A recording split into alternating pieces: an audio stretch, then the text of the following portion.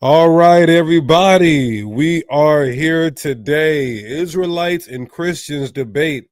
Charlie Kirk political views on blacks. Was he for black people? Um, we are going to get into it. I appreciate everybody. We're waiting for one more guest to come on, Brother JP Uncut. He'll be on in a couple minutes here. We didn't want to leave you guys waiting, so I want to first start this off by giving all praises, honor, and glory to our Heavenly Father. And we do so in the name of His only begotten Son.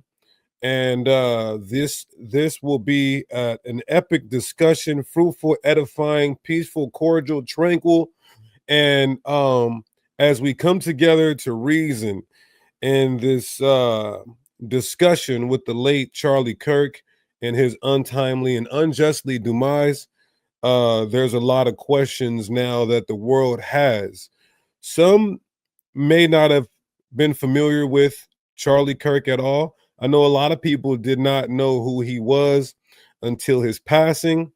And, this has posed a lot of questions about his controversial views.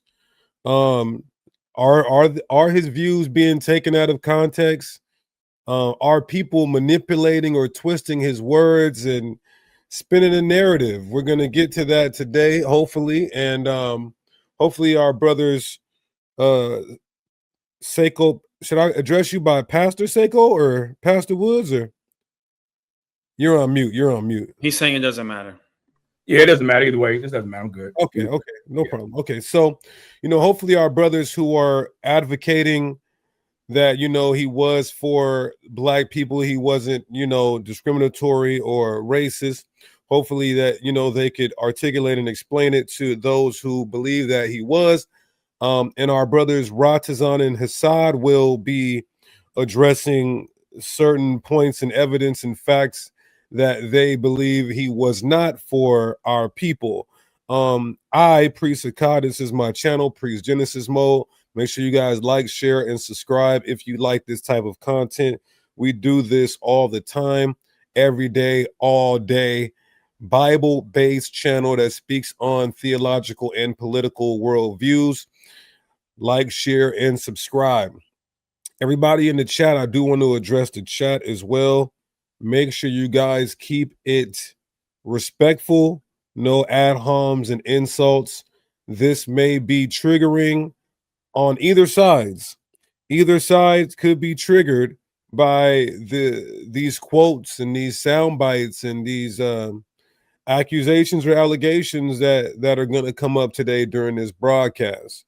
All right, let's take a look at the chat. BOW in the building. Peace and blessings to BOW, and peace and blessings also to our Christian brothers that are going to be coming here and watching on the side of JP Uncut and Seiko Woods. Peace and blessings to y'all. I hope everybody is doing well on this Sunday. I also too want to do a little bit of promo. Make Babylon fall again. Go to YasharallahTrends.com. YasharallahTrends.com. This is a perfect shirt that I wore for today. Jesus was an unarmed black man. How about that? How about that? Okay, let's take a look at the chat until we get JP on here in a couple more minutes. Sister Katrina, peace and blessings. BOW showing up and showing out. What's going on, y'all? Debacle War. We got Gaborum in the building. Enduring Zealot. What's going on? Peace and blessings. Peace and blessings. Genesis Israelites, Harrisburg. Peace and blessings to the home team. Big G's, not the little ones. Here to feed the little ones. I did put a poll in the chat. Let me check the poll in the chat that I put. Okay. I can't see it. Let's take a look. Okay. Yeah, we're gonna do a new poll. Every few minutes, I'm gonna do a new poll just to get you guys involved here. I see Ram Gadal in the building. Ram Gadal in the building. This is Sunday debate night. Believe it away, Vegas. Oh, we got Masada in the building. Peace and blessings to Masada. Genesis, Kansas City, Rafa'Allah, Genesis, California. What's going on? Dee in the building. Peace and blessings to everybody. Okay, we got JP on the line. Now, let me see how I want to do this. I'll probably do it like this. Maybe I'll go in the middle. I think that's good. Okay, that's perfect. So I'll be in the middle. As moderator, I think it'd be good if you were in the middle. Yeah. Okay. All right, y'all. See there, the chosen Kasha, y'all in the building. All right. So enough with the shout outs. I know why you guys are here. I introduced everybody, but I want them to introduce themselves. Let's start with Brother Hassad. Go ahead and introduce yourself real quick before we get started. About 30 seconds. All praise the Most High. Peace, everybody. My name is Hassad of Genesis Israelites. I'm looking forward to having a fruitful, edifying discussion tonight. And despite how things may get, I'm sure we're all passionate about what we believe in. I got nothing but love for my brother JP and my elder Psycho as well. So look forward to having a good dialogue. And thank you two gentlemen for being a part of it. All praises. Brother Ratazan, go ahead and unmute and introduce yourself. Camp, congregation. Shalom. My name is Ratazan. I represent. It's loud. Just turn it down. Just turn it down a little bit. Just like it. How am I now? It might be a little better. You might not need to project your voice so much because it's going to be a little bit of reverb. Okay, my bad. My name is Ratazan. I represent Believers of the Way, Israelite congregation. Again, much love and respect to the individuals that are on the stage. Shout out to Genesis, JP. I think Pastor Woods. Hopefully it's a great edifying conversation, and we can keep it in love and peace and unity and get down to the bottom of this. So much love to the panel. All praises. Beautiful, beautiful, beautiful. My brother JP Uncut, what's going on, man? What's up? No introduction is needed, huh? Yeah. So blessings to you all that are here watching, and shout out to Hassad, Priest, and Ratazan, and Seiko. I'm looking forward to a great conversation, and let's get this, man. All right, and finally we got Pastor Seiko Woods. Go ahead and introduce yourself.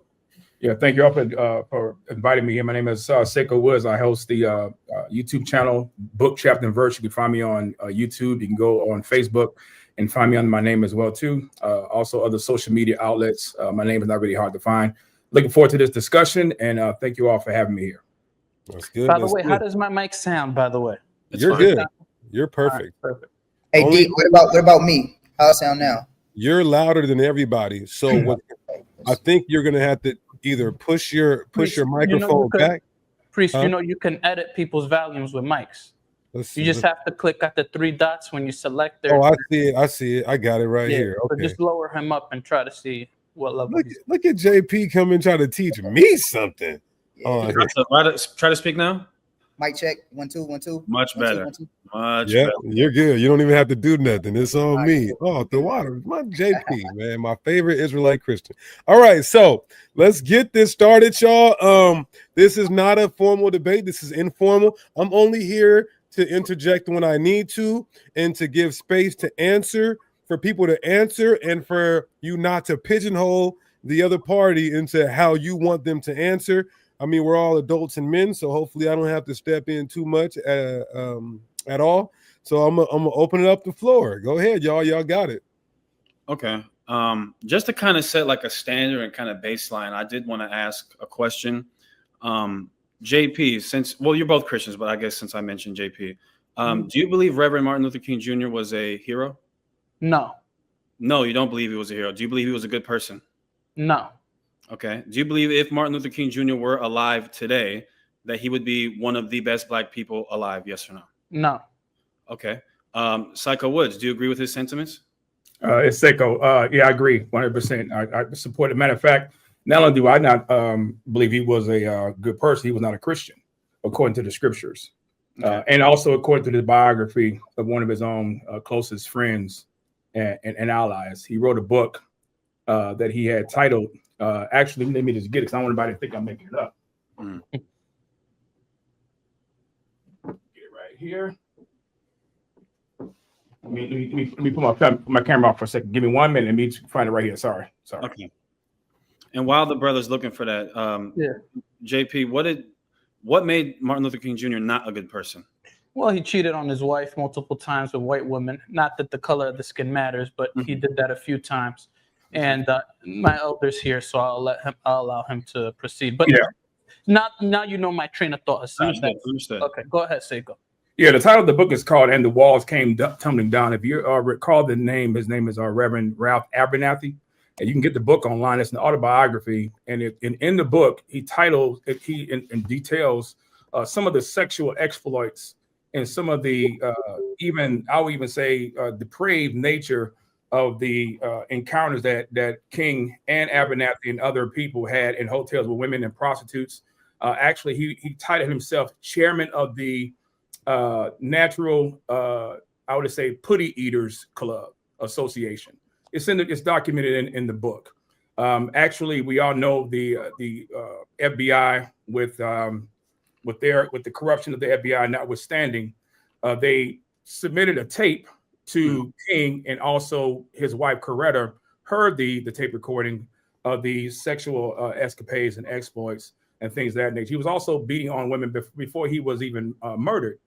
He was in the hotel and he beat up a woman. May I just respond real quick, Elder, just because there's a lot that you're saying. So do you agree in the Bible, for example, in 1 Kings 11:4, it says that King Solomon's heart was not perfect with the Lord God, as was the heart of his father David. Do you agree with the Bible that David's heart was perfect with God?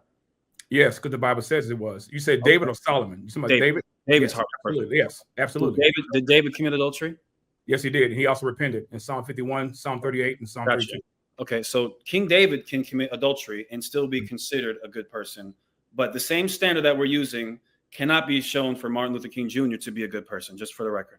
No, not for the record. I just said the key factor of a person's sin is when they are confronted with their sin. Do they make excuses? Do they make confessions? So we find in Scripture that David repented of his sin, and also David gave a psalm in Psalm 51, also Psalm 38, and Psalm 32. And also David is mentioned in the lineage account of our Lord, and he was a righteous man according to by faith in the Messiah. Okay. Is Donald Trump a good person? Good meaning by what? What do you define as good? Same standard that I use for good for Martin Luther King Jr. I would say in the same as far as good morally. And the same way that I asked you, was Martin Luther King Jr. good, and you were able to give a but you cited, but you mentioned, you were talking about Scripture. You mentioned David. So let me mention Trump now. That's not Scripture. Yeah, let me. JP, I got you, but I want to let the question should simply be answered in the same standard that he asked you guys, is Martin Luther King good or bad? You answer very quickly without any questions. So he wants you to answer the question about Donald Trump. I want to qualify if that's okay. I would like to qualify that because he just made some comparison and contrast. I want to make sure that's the same train of thought and flow. Okay. He mentioned MLK, then he talked about David, then he talked about then he talked about Trump. Right. Am I correct? In that flow of thought? But he's clarifying that he's mentioning in the same standard as MLK, not King David. Right. So morally speaking, no. Okay. I do think it's very odd though. Let me add to that because I was trying to say 5 seconds. It'll be 5 seconds. Okay. I do find it very odd that when I ask you about Martin Luther King Jr., who has done so many tremendous things for Black people and their rights in the United States, you were not hesitant at all to say he's not a good person. But when it came to Donald Trump, now we have to qualify and, well, what do you mean? But I just find that interesting. But go ahead. Well, let me say something for 5 seconds, if I may, moderator. I think the difference is that Martin Luther King was a reverend and David was a man of God. Donald Trump is not a reverend. Donald Trump is not a pastor. So when we look at a pastor, the Bible says that we judge teachers with a different standard. So we can't look at Donald Trump and compare him to somebody that was a so-called reverend, a so-called pastor, or David, who was a man of God. That's why I was asking about the train of thought.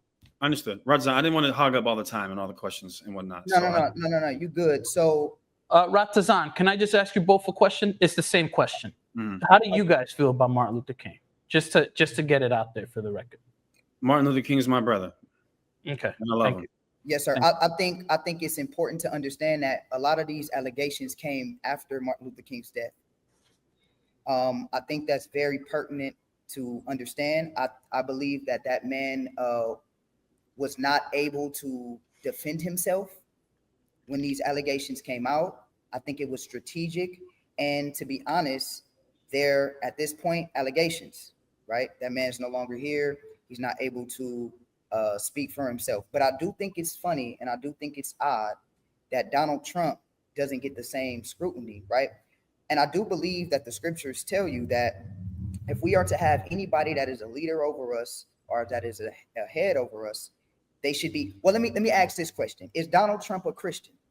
No. JP or Woods? No, he's not. But I want to fact check something you said. If I could just share my screen for 5 seconds, and I'll just literally real 5 quick, seconds. real quick. So Donald Trump is not a Christian. No, he's not. But let me fact check something, priest. I'm sharing my screen. It's going to take 5 seconds. Go ahead. So we actually do have evidence that the FBI had recordings, and not only recordings, but voice recordings of him being of him cheating on his wives, and the FBI threatened him while he was alive. So yes, you are correct. There were allegations that came after his death, but there were also things that the FBI caught him with. And it's documented that the FBI threatened him while he was alive with those affairs. You mean the same FBI that told him that he should commit suicide? Yes, sure. That same FBI. Okay. Same FBI. And also David Garrow told a black man himself. We're going to take David Garrow chronicled those events, and also it's also substantiated in the book that's written by MLK's best friend, David Abernathy, Ralph Abernathy, and actually. Ralph Abernathy caught a lot of flack from the King family and also those that were supporters of MLK for even writing this book because of the things that were entailed. He even mentioned himself involved in these types of sexual, affairs as well too.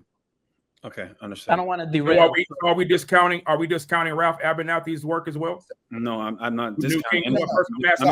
We're following the same standard that you guys are saying for Donald Trump, for Martin Luther King Jr. So I have it's the same standard for me. He's not a Christian, but he also like to JP's point, he's not a pastor. So should you have someone who's not a Christian, as you being a Christian man? Should you have anybody who's not a Christian lead your state? Lead my state? What you mean by lead my state? America's your state, right? No, America's his country. Your country. This is your country, right? This is your country, right? That leads the states that we're part of, right? So, according to the Bible, should you have anyone who is not a Christian or adheres to Christian morals lead your country, your state, so on and so forth? I'm to pray according to 1 Timothy chapter 2, verses 1 and 2. I'm to pray for my leaders and those in authority so we may lead peaceful and tranquil lives. But I'm saying for you, right? Because you support Trump, don't you? Yeah, I support his policies that align with biblical principles. Right. Okay, so you support his policies, though he's not a Christian, right? Yes, so if absolutely. he's not a Christian, that means he doesn't have salvation under Christ. Doesn't have to. Right? Doesn't have to. So look, let me read this in Proverbs real quick. Sure. So this is because Martin Luther King is our brother, but he's your brother. Luther King is he's my brother. Hold on, is he your brother? Is he your brother? No, not salvifically, no. I got you. So Martin Luther King Jr. is a bad person and he is not your brother. He's not a believer. Hassan, I want to key in on something. No, go ahead. So Martin Luther King is not your brother salvationally, right? Salvifically, no. Okay. Is Donald Trump? No. Okay. But you support Trump? Absolutely. Okay. Hypocrisy. But let me go ahead and read this real quick. This is Proverbs 29 and 2. It says, after you read that, I'd like to respond to that. Go ahead, brother. It says, when the righteous are in authority, the people rejoice. But when the wicked bereaveth rule, the people mourn. Is Donald Trump a righteous man? Not according to salvific standards. No, he's not. So should you be rejoicing? What am I rejoicing in? You're rejoicing. Look, let me read it again. When the righteous, you can read it slow. For all I care. When the righteous are in authority, is Donald Trump righteous? No, not in salvific sense. No, he's not. But his policies are. The people rejoice when a righteous man, right? We're talking about Donald Trump here. Correct. People rejoice when a righteous man is in authority. Are you happy that Donald Trump is in authority? I'm happy that he is in authority in acting righteous policies that align with biblical principles. So I rejoice in that. Matter of fact, if you read 1 Corinthians chapter 13, verses 4-7, it tells us what we are to rejoice in. We don't rejoice in evil. So tell me what evil policies, tell me what evil edicts that he has enacted that I am supporting. Go ahead. Please tell me. Well, wait, real quick. This is supposed to be about Charlie Kirk. If you're going to introduce Trump, you better make sure that it aligns also with Kirk's views. All right. And I think that's the point.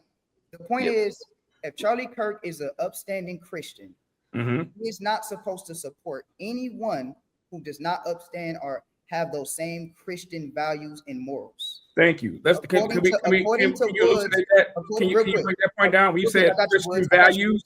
I got you, Woods. Hold on. According to Woods, Donald Trump is not a Christian and he is not righteous. Correct? Correct. So according to your views and your alignment, you should not be calling him your brother, right? Because is Donald Trump your brother? No.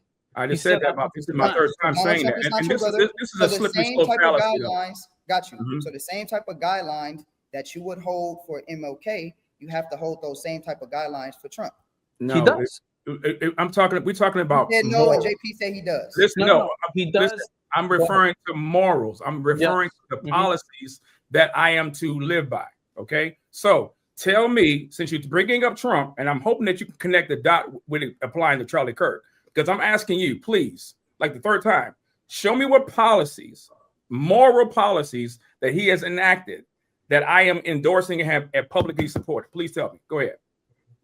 So I'm gonna just be honest with you. That's going to get us into systemic racism. Are we ready to move on from that, or did JP want to ask you can move however you want to move? And I'm just asking you to tell me if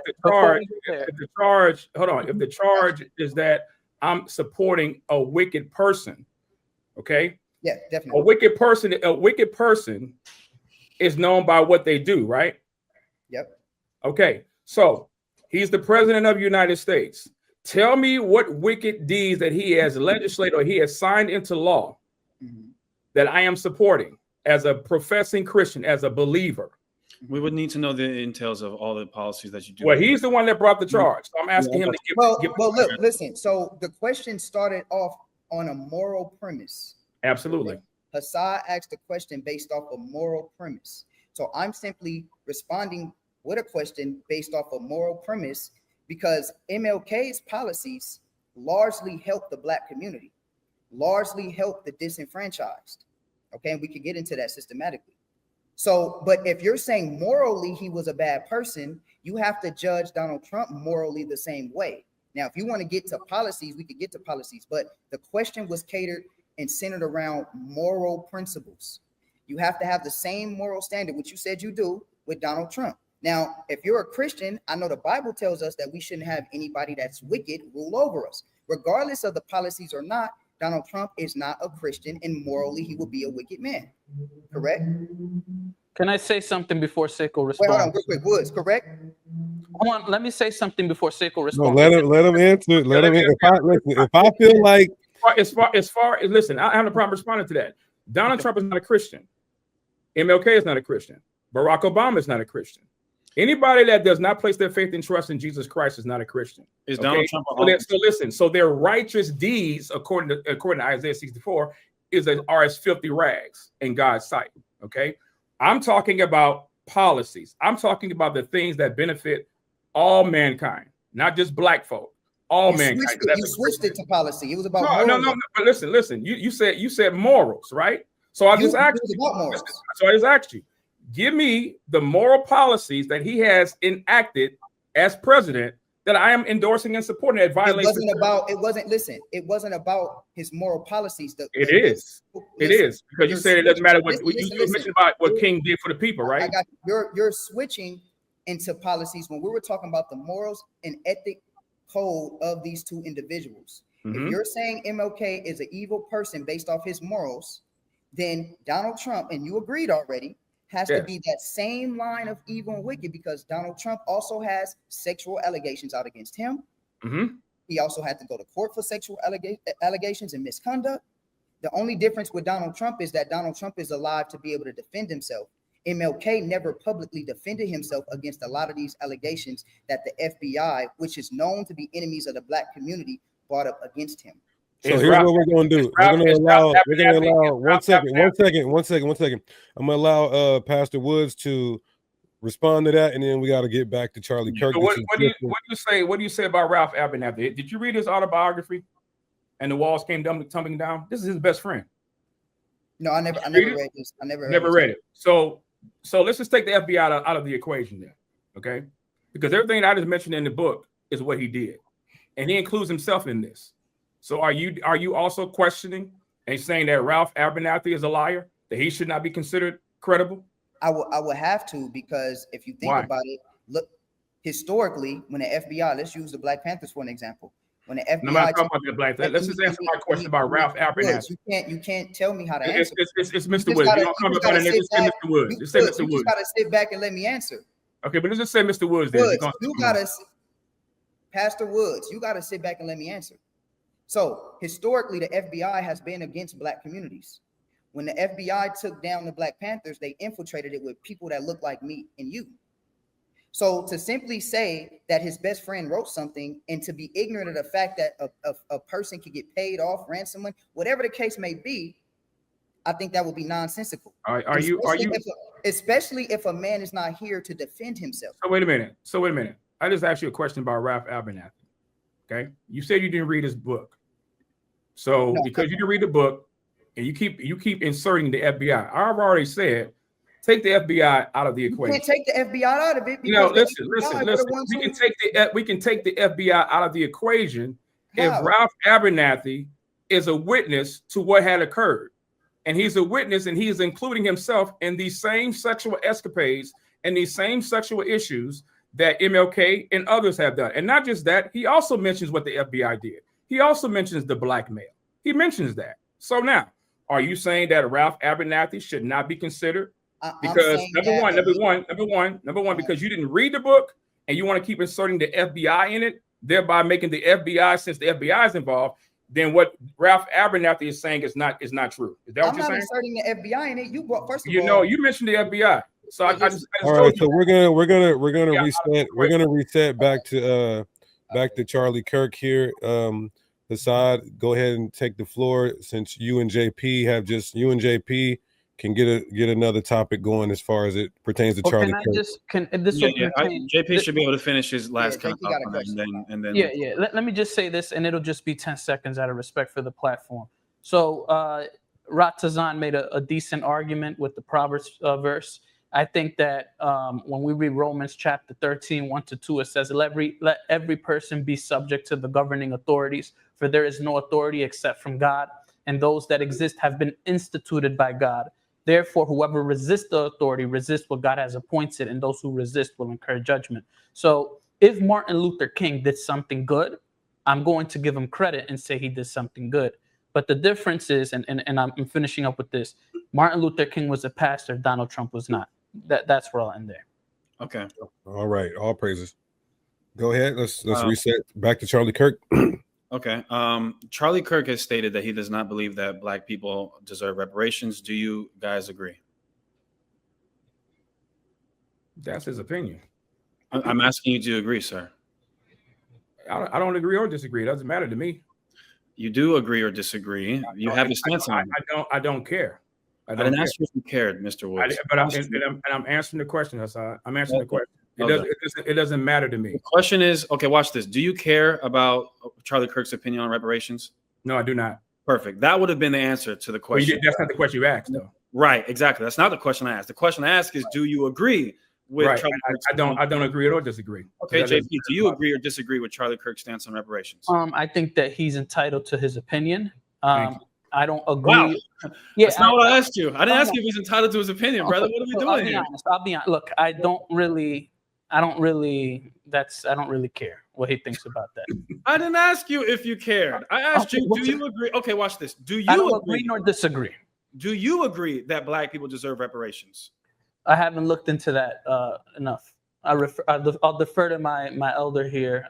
He can. Okay, let's defer to the Black guy. I like it. Okay. Well, I'll answer this question. I'll answer this question. Yeah. For what? All jokes aside, I have not looked into that. I'm asking aside. What should we get reparations for? For slavery, Jim Crow, everything, etc. What year were you born in? 1998. 1998. Okay. Yeah. So no, I wasn't a slave. No, I wasn't. Right. So why would you receive reparations? What did they do to you? Because of what has historically gone on to my ancestors, that has contributed to the negative effects that I experienced as a Black person in 2025. Oh, okay. So let me ask you this question then. Yeah. Would that be implied with the Africans who also sold us over here? Sure. Well, actually, so you're saying Yes. that Africa should be Yes. hit They all too. Yes. Okay. Yep. So now, with that being said, do you agree that Black people deserve reparations, both from West Africans and the United States government? No, I do not. Okay. If you were incarcerated, God forbid, unjustly for 25 years, would you seek financial compensation for your time lost? I would, but not my ancestors. Here's the reason why. Biblically speaking, right. Why would someone be paying reparations to someone who did nothing to them? Perfect. So I want to make sure I understand your position, and then I want to reiterate my stance. Sure. So your stance is because white people didn't enslave any of us now, and none of us were enslaved, why should they have to pay reparations to us? Correct?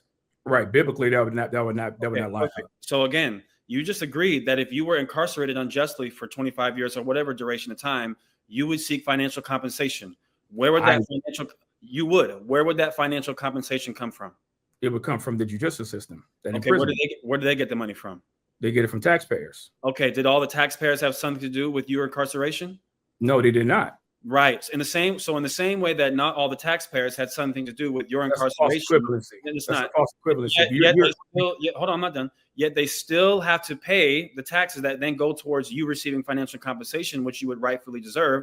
The United States government collects taxes, and they have all the money in the world to be able to pay Black people. And when I say reparations, I mean something as simple as college.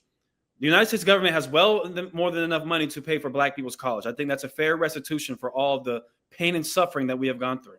And I think the fact that you're so quick to say that, yes, with me, myself, if I get incarcerated, I deserve the money. But then when it comes to your people and all the things that we have gone through, your reluctancy to say that we deserve something, I think is a testament to your stance, brother. When you say what have we gone through? When you say we, as a Black man, yeah. I mean, all types of hell. Again, this like what? Give me. You and I specifically. Because all these things trickle down. Even Charlie Kirk admitted that the reason why Black people commit such a high propensity of violence now is because of single parent households. Single parent households, he cited, are because of democratic policies that started in the 1960s. So while I was not born in the 1960s, policies that took place before I was born have an effect on me nowadays. So you trying to posit that, oh, well, what have you and I gone through? The things that our people, and not just our people, but people in general, go through in the past affects the future. Period, point blank. So again, how is it fair for you to seek financial compensation from the American taxpayer, but not Black people who all have been wronged and inherited wrong from the American taxpayer? Can I say something, Seiko, for a few, and I'll let you cook? Go ahead. Yeah. So real quick, I think Seiko was clear that if an atrocity happened to him, it is okay for him to receive that from the government, versus if it happens to him, he doesn't see the money, and 8 generations down the line, Seiko is saying that generation 8 down the line should not get it because it didn't happen to them. So JP, can I ask you a question real quick? Secondly, let me finish. Secondly, if we trace back all the things that ruined the Black community, and if you guys want to go there, I actually blame the civil rights movement, and I blame Martin Luther King, who actually pushed socialism and pushed the Black man out of the Black family household. If y'all want to go there, but I know this is about Charlie Kirk. I gotta say something real quick. This will take 10 seconds. Okay, so when you say the civil rights movement, that was put into legislation, right, by the United States government, correct? Yes. Did it not get invaded by white people that were socialists? No problem. I agree with you there to a certain extent. You would agree, though, that is systemic, correct? Systemic in the sense that the United States government is a system, yes? Yes, the United States government system. Okay, yes. The judicial system of the United States government that put in policies of the civil rights movement that have now, that's till this day, you agree, negatively affect Black people. Yes, pushed by a Black man, yes. Okay, cool. So by a Black man, put into effect by the United States government that is, by and large, in charge by white people, systemic things that still affect Black people in 2025. Go ahead, Ratazan. Just want to that needs clarification. So the civil rights movement was hijacked by white people. Martin Luther King was a socialist who pushed socialism, who actually enticed the Black man to leave his Black family. And so in doing that, we see the effects of that going down. Now, with the civil rights movement, there were some good things that happened, yes, right? But ultimately, we see that some of these things that appear to be good, that some people say appear to be good, which is things like benefits, right? State benefits, things like that, where we see that if a woman is a single mother, she may have more money versus her being with her father, et cetera, et cetera. In other words, women got monetized to be single mothers versus having single fathers. All of this stems from the guy that you say is your brother, Martin Luther King, who was a socialist. So if we're going to speak about certain things that were passed down, I say that people invaded the civil rights movement and they pushed legislation that ultimately hurt Black people. But ultimately, what does this have to do with Charlie Kirk again? Okay, because again, I two things, and I'm sorry, Razan, because it kind Yeah, of go ahead. two things. Here's how it has to do. And then Rot is on next. Yeah. Okay. Charlie Kirk has stated that he disagrees that Black people deserve reparations. That's his opinion. I understand it's his opinion, but it relates to Black people, and this is what the topic of this discussion is: his views, his political views on Blacks. Reparations has been a talk of politics for umpteenth years. Number one. Number two, his stance on systemic racism. I even made a mention of it, how he agrees with what your stance is, JP Uncut, that it goes back to, I'll just say JP, not JP Uncut. No, you're good. JP, which goes back to, in his opinion, the civil rights movement. That's why these things tie into Charlie Kirk, because these are some of his political views on Black people. How have you suffered as a Black man? Because Seiko did ask you that. That has nothing to do with that. Hold on, real quick. Some of these things are turning into personal, intimate issues when these are dealing with general and broad policies and worldviews of Charlie Kirk. So let's stick to that instead of that. So do you think that Charlie Kirk acknowledges and knows that the reason why Black people suffer nowadays is because of these policies implemented by the Democratic Party? That's one of the many reasons, but I guess one major one. Do you think that he knows that? Do I think that he knows that the Democratic Party is responsible for some of the policies that affect Black people today? Is that what you're asking? Yes, I am. Yes, I would assume that, because the policies that affect Black people affect all people. Okay, perfect. So you agreed earlier that it's systemic. So you agree that systemic legislation that took place during the 1960s negatively affected Black people all the way. What were those systemic legislations exactly? Because I would like to get into the legislation itself, because I mentioned legislation. I said things like food stamps, single mothers getting monetized. So what legislations are you talking about are affecting Black people? We can specifically talk about single parent households, and of course we know single parent households. Yeah, but I want to know the legislation itself. If you have it, if you don't have it, we'll keep it generalized. But I think if you tell me what particular legislation, we can see how that affects Black people specifically. I think we could just keep it general, just for the audience sake. Single parent households. I think that which stems directly from, as you admitted, the civil rights movement. Okay. That negatively affects Black people to this day. I am a Black person who grew up in a single parent household. Wouldn't that mean that the United States systems put into a place before I was born negatively affect me to this day? Yeah, so I would say that. Yes or no? Well, it's not a yes or no. It's very detailed. It's not a yes or no. I would have to say, and unfortunately, it's going to get you upset. And you're my guy still, but I would have to see the legislation. But I'm saying I would have to see the legislation. Now, it seemed like Ratazan had some legislation you wanted to talk about. So if Ratazan has particular legislations, we could go over it. But I can't. For the audience sake, yeah. Are we at this point of the conversation? Are we substantiating that Charlie Kirk says the crime in the Black community? Just trying to make sure I'm following the conversation. Are we trying to say that Charlie Kirk's reason for crime being so amplified in the Black community is the lack of parents in the household, and fathers in the household, and I believe Hassad is crusading that is due to the white supremacist or systemic racism institution, all that, and not because of Black people? Is that where we're at right now? I'm simply making a connection between what Charlie Kirk says is the reason why Black people suffer, and then his reluctancy to say that it's because of systemic racism.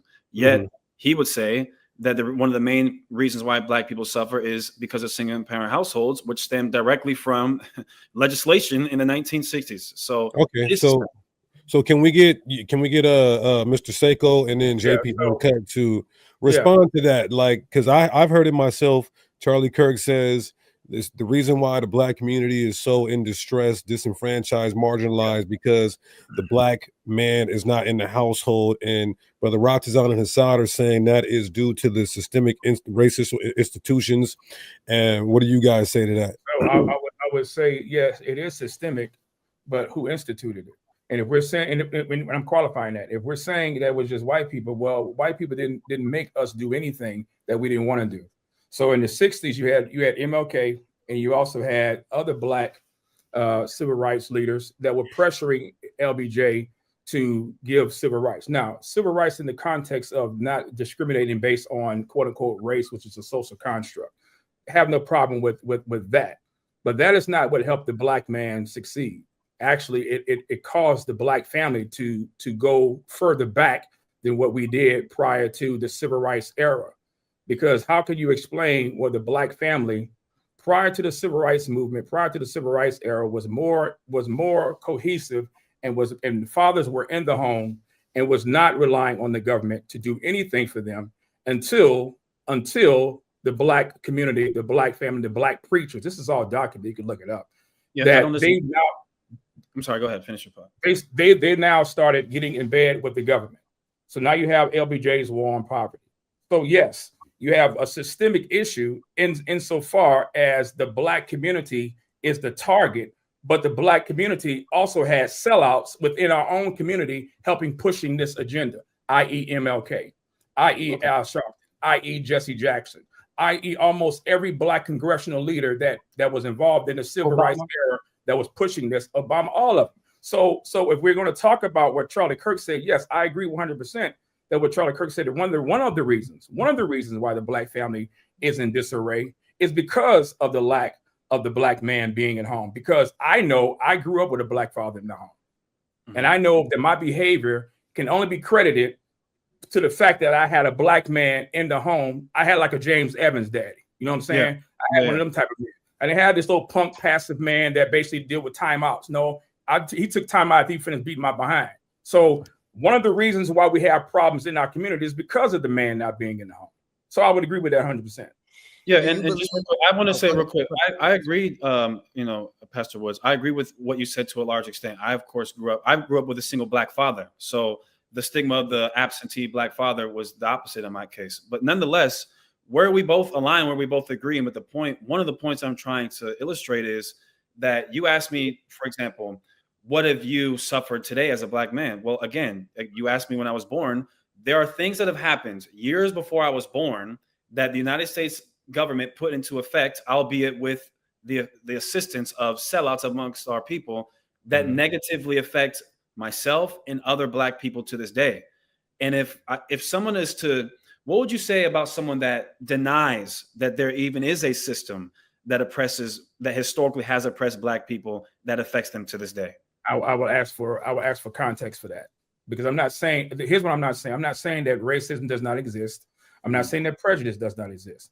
I believe that anybody can be racist and anybody can be prejudiced. I'm saying institutional though, Pastor Woods. Institutional, again, I will ask for that. Give me some legislation today that is targeting black people from succeeding as it did in the days of our ancestors. Well, again, let me just interject. He's asking the question, like, how would you feel about somebody who just outright denied that systemic oppression, institutional racism exists? And the affects black people to this day. Yeah, I would ask for context. What do you mean by that? Okay, for example, Charlie Kirk has denied the fact that systemic racism exists, yet contradicts himself, in my opinion, when he says the reason why black people suffer nowadays is because of systems put in place during the 1960s. We agree that systems put in place during the 1960s have been to the detriment of black people that we still feel to this day. If that's the case, that means systemic racism still affects black people. So now my question is, what would you call somebody that denies that black people still suffer because of systemic racism? What would you say? I would say that can't be the case for all black people. What do you mean that can't be the case for all black people? Because you're saying systemic racism exists, or systemic racism has in general, of course. Okay, and I would ask again, toward who? If you're just saying toward black people, who are the ones that are doing this? It's a general statement, Elder. Again, I'm asking if it's a general statement, then I'm asking who has done this. Well, I think If we're just saying the white man has done it, the white man had accomplices. He didn't. No. It's not about saying the white man. You added the white man. I'm asking. I'm saying the United States government, the institution. Mm-hmm. You agree that because of what the legislation they put during the 1960s, we still suffer because of it. That means that institutional racism affects black people in 2025. I would say no. I would say no, it does not. No, it does not. But you just said earlier, this is what happened in the 1960s. It did before. It did before with Jim Crow laws and all that. Yes, it did before, but that is not the case today. No, you're not listening. Let me. I got to be fair. Ratazan, go ahead, weigh in on this. Priest, I sent you a message. Okay. No. I'm just trying to get an understanding because I believe the line of Hassad's questioning is directly linked to the reparations question, which I definitely wanted to ask a question dealing with reparations as well. But Woods, you're confusing me because you blame MLK and you blamed, I guess, the Democratic Party. You blamed Jesse Jackson for there being no fathers in the household.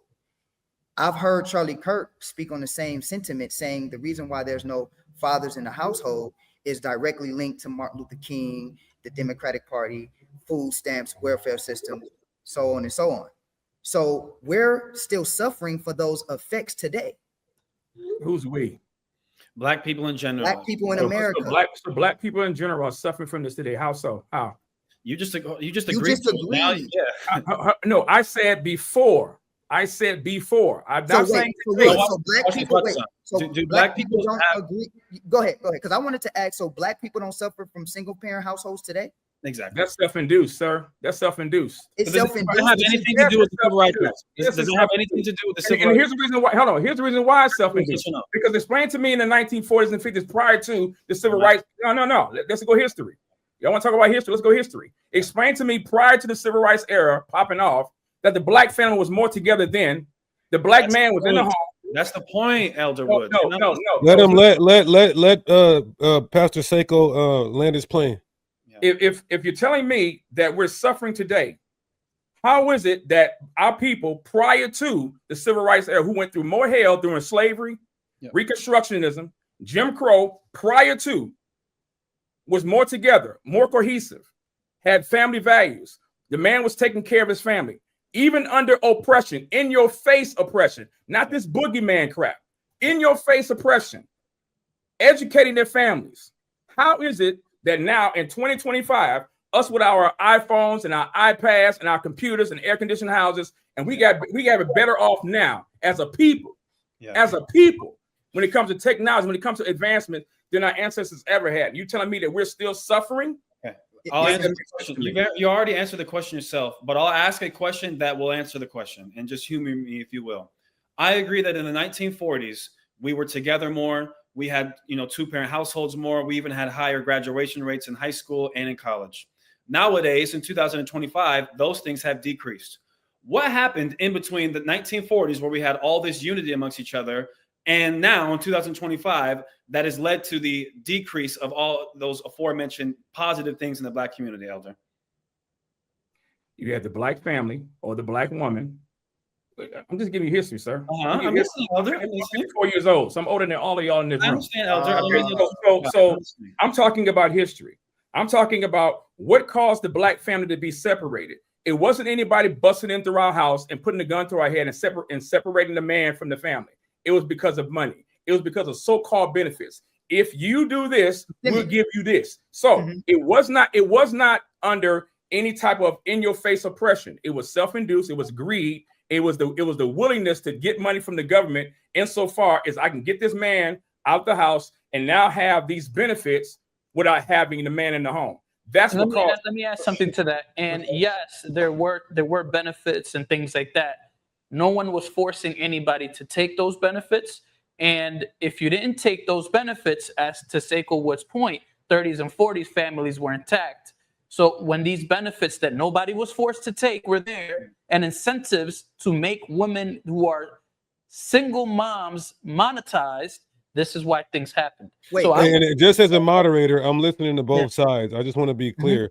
So JP and Pastor Woods are saying the white man came with the bad cheese and the rat trap, and some of our people succumb to that. Yes. Okay, And it's all documented. Elder Woods, have you ever killed a mouse with a mouse trap before? Yep.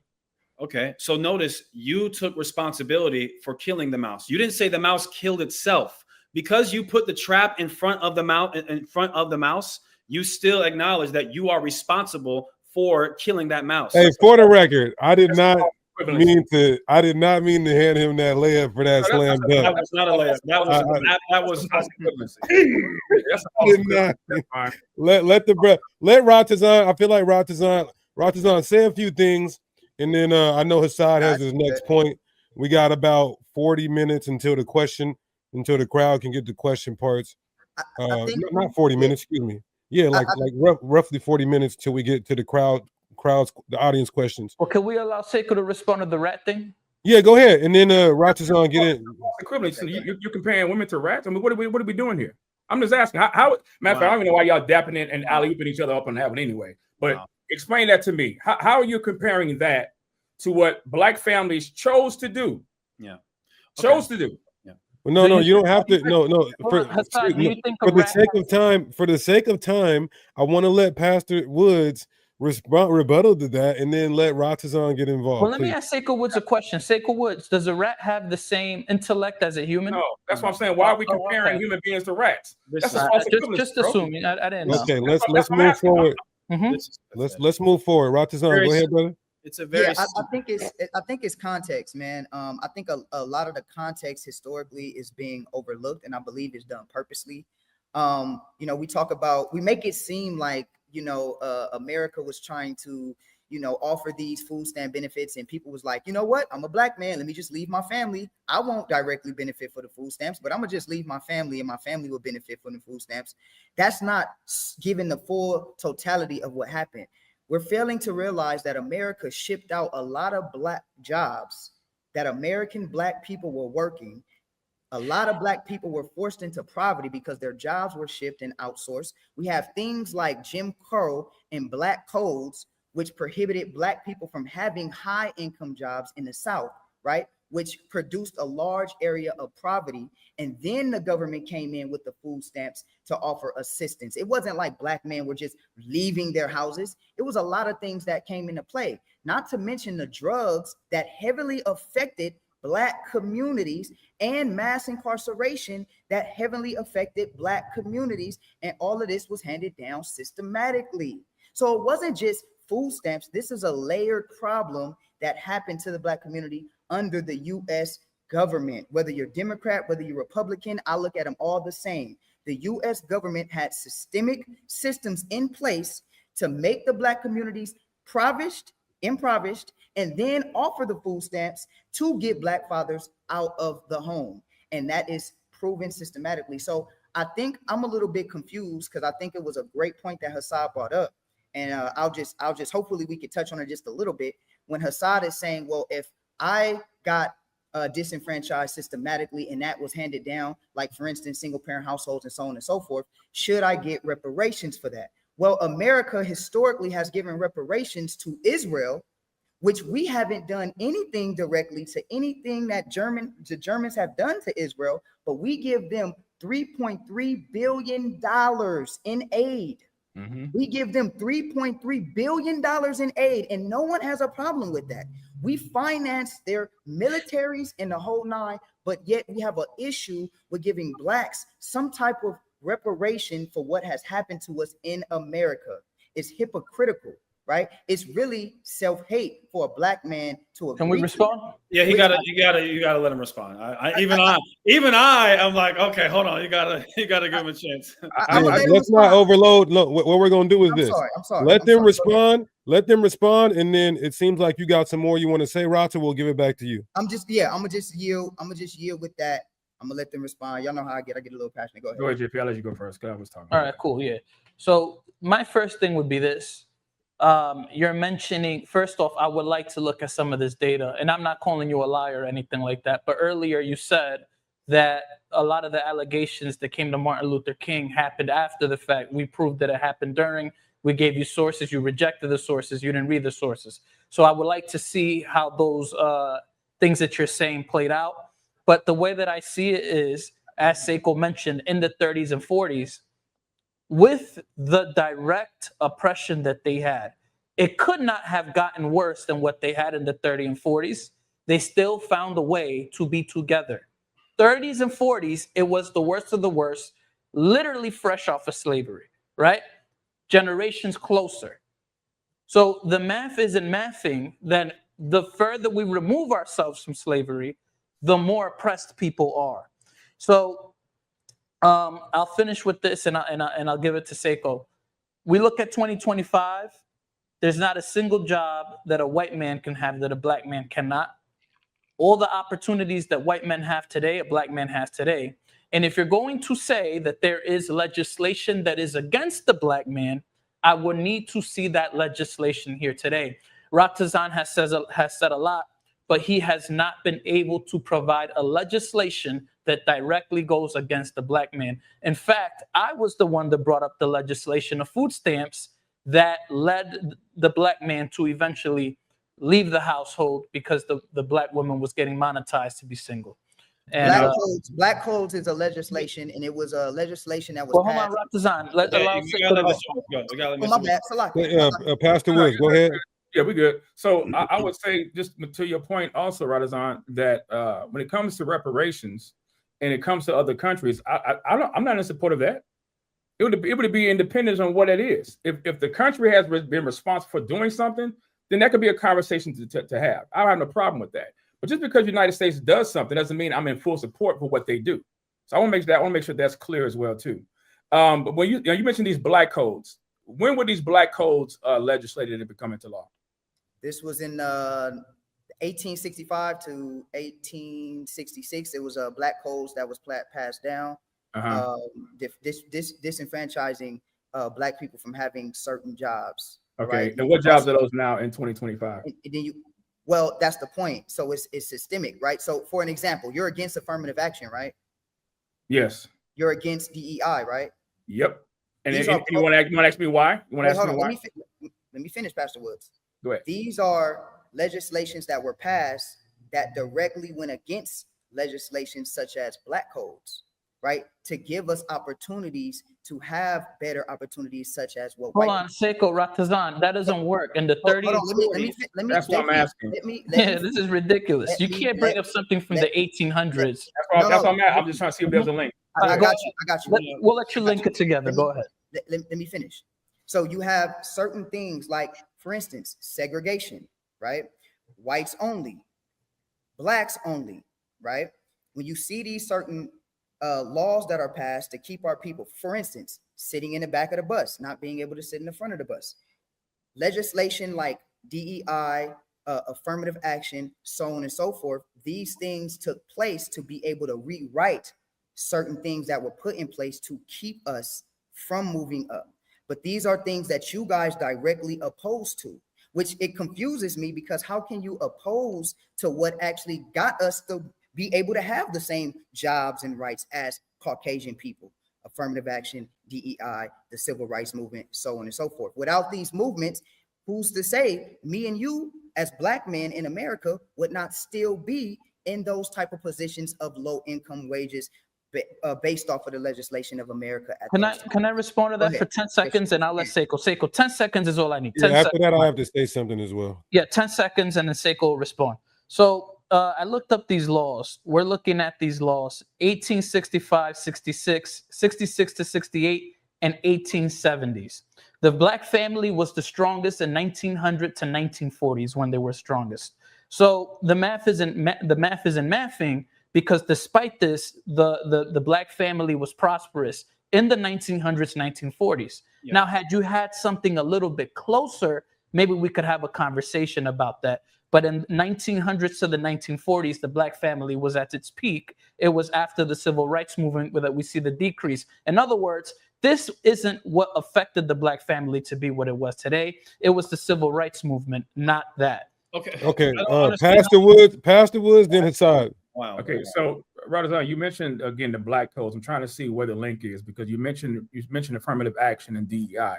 if the black codes are already done away with, I'm asking what legislation today that is now connected to black codes that are affecting the black community, that is causing the black community, the black people, to not succeed financially, socially, all those. Give So us the legislation name. The name. Yeah, I need the legislation, the bill. The name, the bill bill, that's please. actually helping us to be able to not go through the legislation that was passed with the black codes, correct? Say it again. I hear you. Say it again. So you need a name of something that helped us be able to overturn black codes, correct? No. That's not what was asked. What are you asking? No, I'm asking you to give me the law that's in place right now to prove that black people, the black community, has been systemically affected and attacked right now, that we are not able to succeed in progress, that there's prejudices against the black community right now because of a law that has been passed today. That's been carried over from black codes in the 1860s. It's a non-sequitur, and I want to establish why. I know Ratazan brought up black codes and things of that nature, but it's really odd. That's the only word that I can use. It's really odd that you two brothers are not seeing this. You keep repeating the same thing over and over and over. The black family was the most successful during the 1940s and the 1950s. Were we? Yes, but what happened after that? What happened after the 1940s and the 1950s? Your man, you got in bed with LBJ and the rest of them. That's what happened. And was it in result of the civil rights movement? Or was we listen. We spent. We're going back to the same point. This should be the last we only have make the last point on this because they want to say a lot more. Y'all want to say a lot more. We keep circling back around. I think you guys all agreed that okay, the white man came with the bad cheese, and then the black people ate the bad cheese. By will. Somehow, it's not the white man's fault; it's the black man's fault. I don't want to keep, or is it both of their faults? Okay. Let me close real quick. So land, Hassad, you land, and then let's move on from this to the. You got to retitle this video, bro. This is fine. Let's get back to Charlie Kirk. Even though I will say this as a fair moderator, you guys are talking about Charlie Kirk's views because even though he might not have expressed in detail some of this stuff, he does agree. But I want to get to his famous quotes and famous sound bites because I want to hear some response. I'm down. Deacon, real quick. Just one thing. All right, Hassad didn't Ratazan. Okay. It's very simple. And like Priest said, this is getting redundant at this point. Both parties agree that during the 1960 Civil Rights Act and the things that have stemmed from it negatively affected black people. They made mention of the thriving black community of the 1950s and the 1940s. Well, it's because of the Civil Rights Act. One reason there's a Civil Rights Act and the things that, again, stem from it, why black people suffer. We suffer to this day. Single-parent households are still in effect to this day because of the Civil Rights Act and other things that stem, again, from it. If that is the case, if that's the case, we all agree, so I can state for the record that is part of the case. That means that institutional racism is directly responsible for the sufferings of Black America to this day. And I want to say this, and I find it really ironic. Are blacks forced to take food stamps? No, watch this. Let us finish so we can move to the next, please. He said blacks weren't forced to. Earlier, Pastor Woods said it was a few black sellouts that went to the United States government. The big, bad, most powerful empire the world's ever seen with the most amazing colleges the world's ever seen. They are now taking advantage of a few black sellouts that now negatively affects the entire black community. So he holds, when JP just said, was it their fault, implying that it was black people's fault? I said, were they forced? Right. Were black people forced, implying to take those food stamps? No problem. Implying that black people were not are responsible more than the institution itself, that had it not existed, none of this would have ever happened. They already admitted it's a few black sellouts that are now responsible for mass black suffering, but they will blame black people instead of holding account. All right, so let's get Ratazan. Let's get Ratazan. Ratazan, go. Let's go, Ratazan. Go ahead. Hold on. Let him land his plane, please. Go ahead. It must be in New York because you're high, JP. Okay. So look, we talked about the black codes, but I wasn't allowed to expound, right? The black codes actually transferred into what we have known as Jim Crow laws from 1870s to the 1960s, which carried the same goals, right? Segregation, voting restrictions, discrimination, and policies such and such, right? So when we look at Jim Crow, the Civil Rights Act that was passed in 1964 and the Voting Rights Act in 1965 was something that helped dismantle Jim Crow, which was like the sister to the black codes. So you guys said you wanted legislation. You said you wanted legislation showing a direction of how it affects us today. Well, guess what? What you guys want to get rid of, which is the civil rights, affirmative action, DEI, such and such, you guys want to give up what exactly gave us the rights to have a quote unquote equality in America and freedom from laws such as the black codes, Jim Crow law. So you said you wanted a legislation. I just gave you a legislation. How can you guys be hypocrites to say, hey, what is it that I can't do today that a white man can do, or vice versa? Well, the laws that were put in place that you don't like, make it available or make you able to be able to do the same things that a white man could do. You're like fighting against the same things that your ancestors bled for, right? You're trying to get rid of and demonize the same things that your ancestors. I think that's a good question. He said, Pastor Wood says, like what? What you mean? Like what? He's saying, what can a white man do that we can't do? Is that what you're asking, Pastor Wood? Yes. I'm asking that. Yes, got you. So with legislation, please. Got you. So in the 1960s, this is my point. I think it's context. And Brother, in 2025, what can the white man do? He heard you, JP. Okay. Go ahead. I think all of this is context. I do agree with you. Right now, if I wanted to, whether I feel like I have to work harder or not, I could get whatever job I need to get. If I work hard, do what I have. Debate's over, fellas. Wrap it up. Let me just wrap it let up. Him land. I haven't even been talking a lot, JP. Go ahead, Ratasan. I'll stay quiet. My point is systemically, right? Which I believe Hassad had a great point of the effects that our people still feel systemically from today. For an example, when you have Jim Crow laws and things of that nature. My point and what I'm proposing is that the reason why we have the opportunities we have today is because of the Civil Rights Act, because of the Voter Rights Act, because of the acts that were passed from the civil rights leaders. So you're asking a question based off of a premise of the fighting that we had to go through in the 1960s, in the 1970s, and such and such. I like to answer that. Okay, Pastor Wood. I like to answer that. So let me ask you a question. So Pastor Woods, let me just pass this question to you, and then I'm gonna give it to you. Sure. Okay. Without the Civil Rights Act in the 1960s, would you have the same rights that white people have today? Yes. Now you want to know why? Yes, go ahead, expound. Because of the 13th, 14th, and 15th Amendment. Now, why was the Civil Rights Act of 1964 and the Voting Rights Act of 1965 enacted? Because there were voter restrictions according to race and things of that nature. But what does the 14th and 15th Amendment mean? What is that? Did the 14th and 15th Amendment apply to blacks? Yes. When did it apply to blacks? Okay, better question. Well, hold on. I need you to answer that. I need you to answer the question. If you mention that the Civil Rights Act of 64 and Voter Rights Act of 65, if you mention that, state your question again. State your question clearly, Pastor Woods. If you're saying that the Civil Rights Act of 64, and the Voting Rights Act of 65 gave us rights, then what did the 14th and 15th Amendment give blacks? It didn't give us rights, right? It didn't. Look, listen. I know, look it up. I mean, Google it. Do whatever you gotta do. I'm asking. I'm not Googling. I'm about to read something for you. I got this, right? Okay, go ahead. These are my statistics. Okay, so Jim Crow laws, right? Mm-hmm.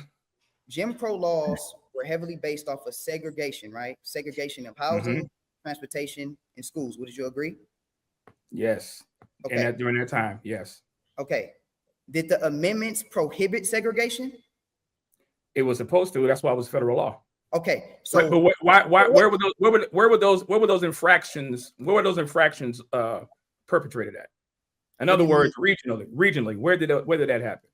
And this is going to be the last response, so we can get to Charlie Kirk. Right? Did that happen all across the 50 states, or did it happen in a certain particular region? Segregation was everywhere. Segregation was everywhere.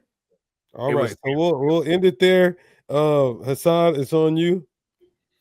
Okay. And again, I know this has gotten a little bit not too heated, I don't think, but I still got nothing but love and respect for. It's all good. We're good. Yeah, appreciate my it. elder. I want to answer my I don't mean that condescendingly. You are my elder. You are a black. No. I appreciate you, man. Thank you. Yeah. What'd you say, JP?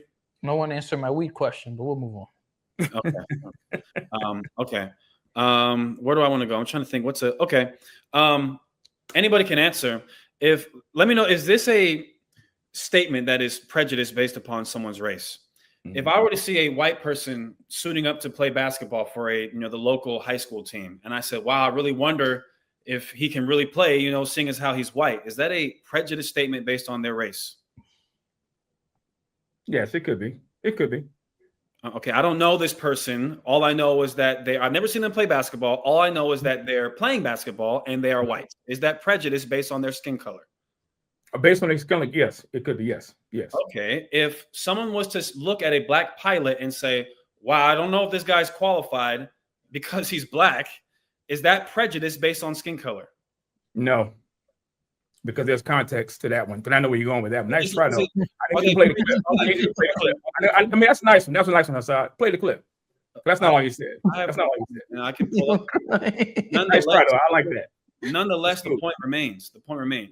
No, I don't know this black pilot. I don't know this white basketball player. All I know about this white person that's playing basketball is that they're white and they're playing basketball. All I know about this black pilot is that they're black and they're a pilot. If I question whether or not, it's prejudice by definition. I'm prejudging. I'm thinking in my head, man, I really wonder if this person's qualified. How is that not? Is that not prejudice? Because what you're talking about deserves context, and you're not providing it. Okay, I guess you're not providing it. Would you agree? Would you agree that you're not providing context with that? Okay, sure. I will agree to that. I'm not providing. I guess. Okay. I will. To make that statement aside, you just painted a narrative. You just actually committed a logical fallacy, which is poisoning the well. You just basically gave a scenario to paint the picture of a person who says something that he didn't actually say. Actually, that's bearing false witness as well, too. Oh, interesting. So it wasn't when I brought up the white basketball player, but interestingly enough, when I bring up the black pilot, now that's interesting.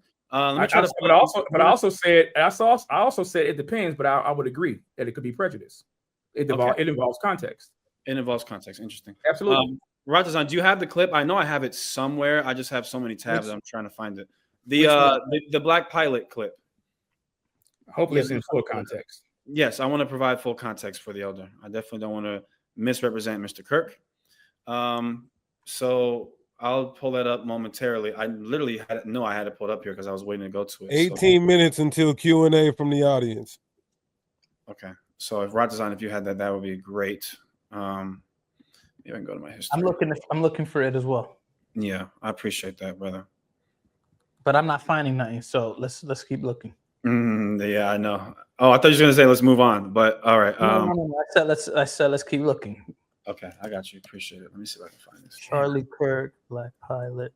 I literally had this pulled up. There's no way I don't have this here. Hold on, is this it? Yeah, I thought you had it, but look, I'm looking for it right now. I'll send it to y'all. I kind of figured out. You can put it in the back chat. Yeah, I have it. Wait, I think I have it. Yeah. Well, this one has commentary on it.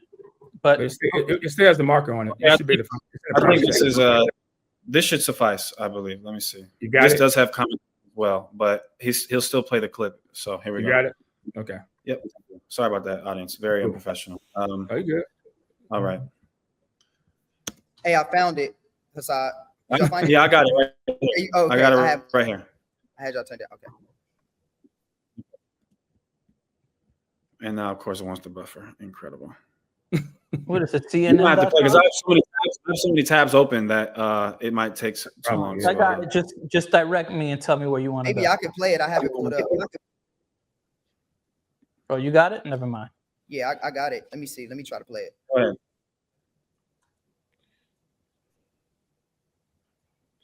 Yeah, share your screen and I'll share it too. There we go. Yeah, see it? All right. Same clip. I'm going to be like, boy, I hope he's qualified. Well, that's a black pilot. Like, a thought crime. Like, I'm sorry if I see a black pilot. Time out. What minute mark do you want us to start at?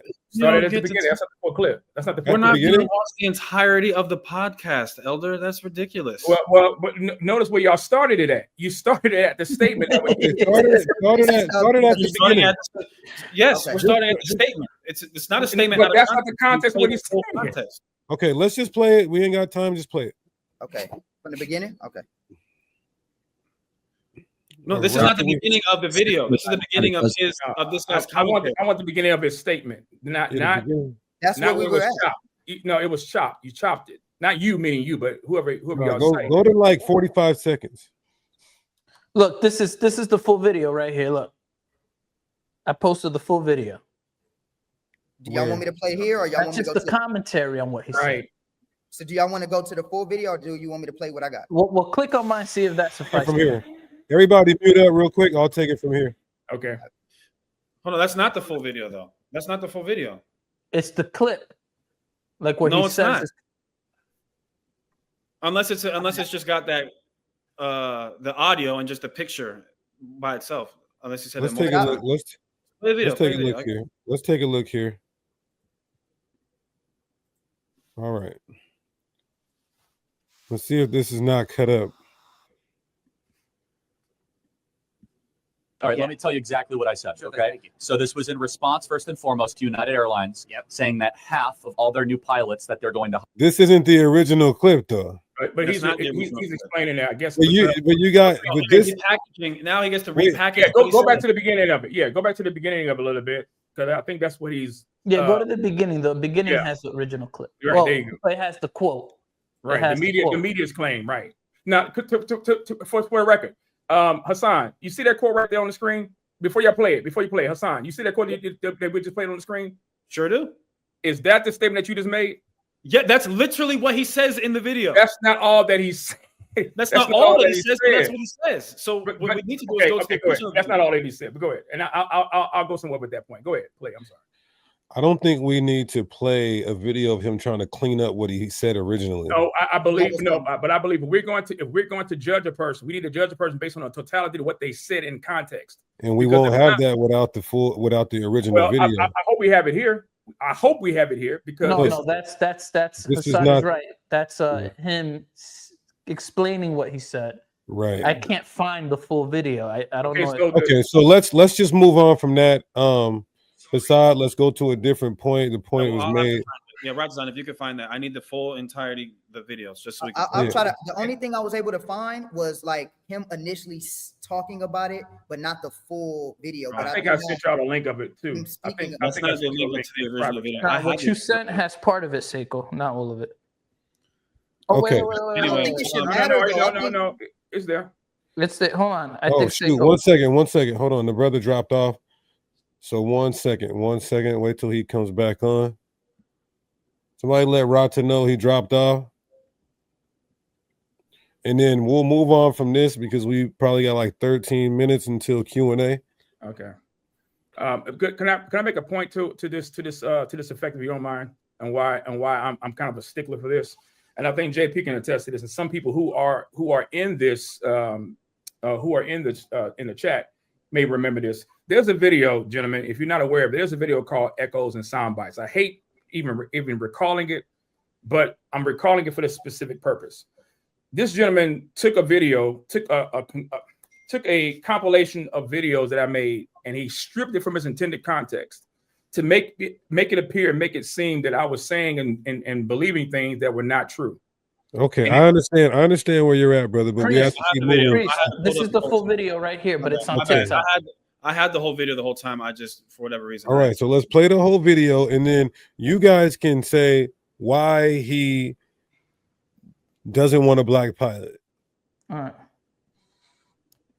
Okay, so let me just share my screen momentarily. If your screen don't work, a priest, I put the TikTok link. Got it. This is the 30 seconds. So this is him and before and after. And that's why I think this United story and the DEI story hits so hard, because we've all been in the back of a plane when the turbulence hits, or when you're flying through a storm and you're like, I'm so glad I saw the guy with the right stuff and the square jaw get into the cockpit before we took off. And I feel better now. You want to go thought crime? Like, I'm sorry. If I see a black pilot, I'm going to be like, boy, I hope he's qualified. Okay. Now, let me finish, because that's not what he said. He said, but that's not me. He said, that's not me. That's not how I want to think. And he gave context to that. He recited case law. It's not no, you wouldn't that's have done not that who before. I am. That's No. not what I believe. It is the reality. Nonetheless, that's still what he thinks. And, Why does he do that? and he gave the reason why. Which is because DEI is based on merit. It's based on melanin. It ain't based on merit. And also, and actually, I can pull up the actual case law regarding this. Okay, perfect. So I'm about to directly respond to that. Now, here's why that's not a good argumentation. DEI is not just about Black people. It's not just about race. It also includes gender. It also includes sexuality. So why? Huh? Why would they include that? Here's why. Because if he were to see a white pilot that he didn't know his sexuality, he wouldn't know if he's a homosexual or if he's bisexual. He wouldn't care. He wouldn't wonder if that guy's qualified, because all he needs to know is that guy's white. Therefore, he must be qualified. Context and what precipitated him to make that statement.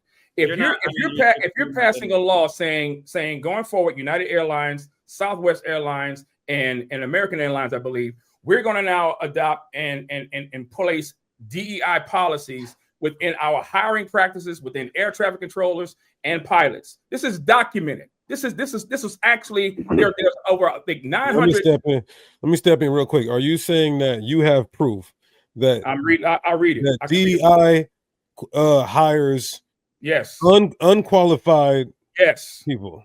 Yes, and actually was given cheat codes or answers to tests to try to pass the program. Where's that proof at? I'll send it to you right now. Okay. I'll send it to you right now. Is it possible that a white homosexual could have had access to those same cheat codes? Yes, it's possible that a monkey could have had access to it. Okay, perfect. Cool, no problem. So what would Charlie Kirk, the fact that he says if a black pilot, if he saw a black, he dropped off. He probably dropped off because of him trying to find that stuff. But I'll ask you in the meantime, the fact that he's saying if a black pilot is to illustrate that is not, I guess, from his perspective, of normal. Sorry about normal that. And his ideology would be a white pilot. Do you agree to that? I had fell off. No, I asked JP. Just okay. I'm sorry. Go ahead. Yeah. So to answer your question, I would say it depends on the context and if he even knew. Hold on. If he even knew that were a thing, right?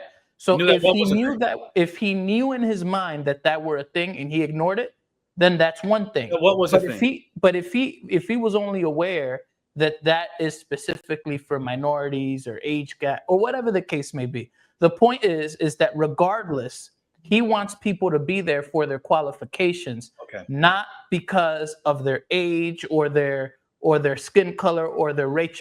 Like if Charlie Kirk were alive right now, I'm sure he'd say, I wouldn't want somebody that's attracted to the same sex there just because they're attracted to the same sex. And I think that's the context of what he said. So you don't think that he knows intrinsically what DEI covers, that it's not just about black people? Well, actually, I think he probably would have feel away because Matt Walsh, who was actually an associate of his, said that he wouldn't want a trans person flying his airplane.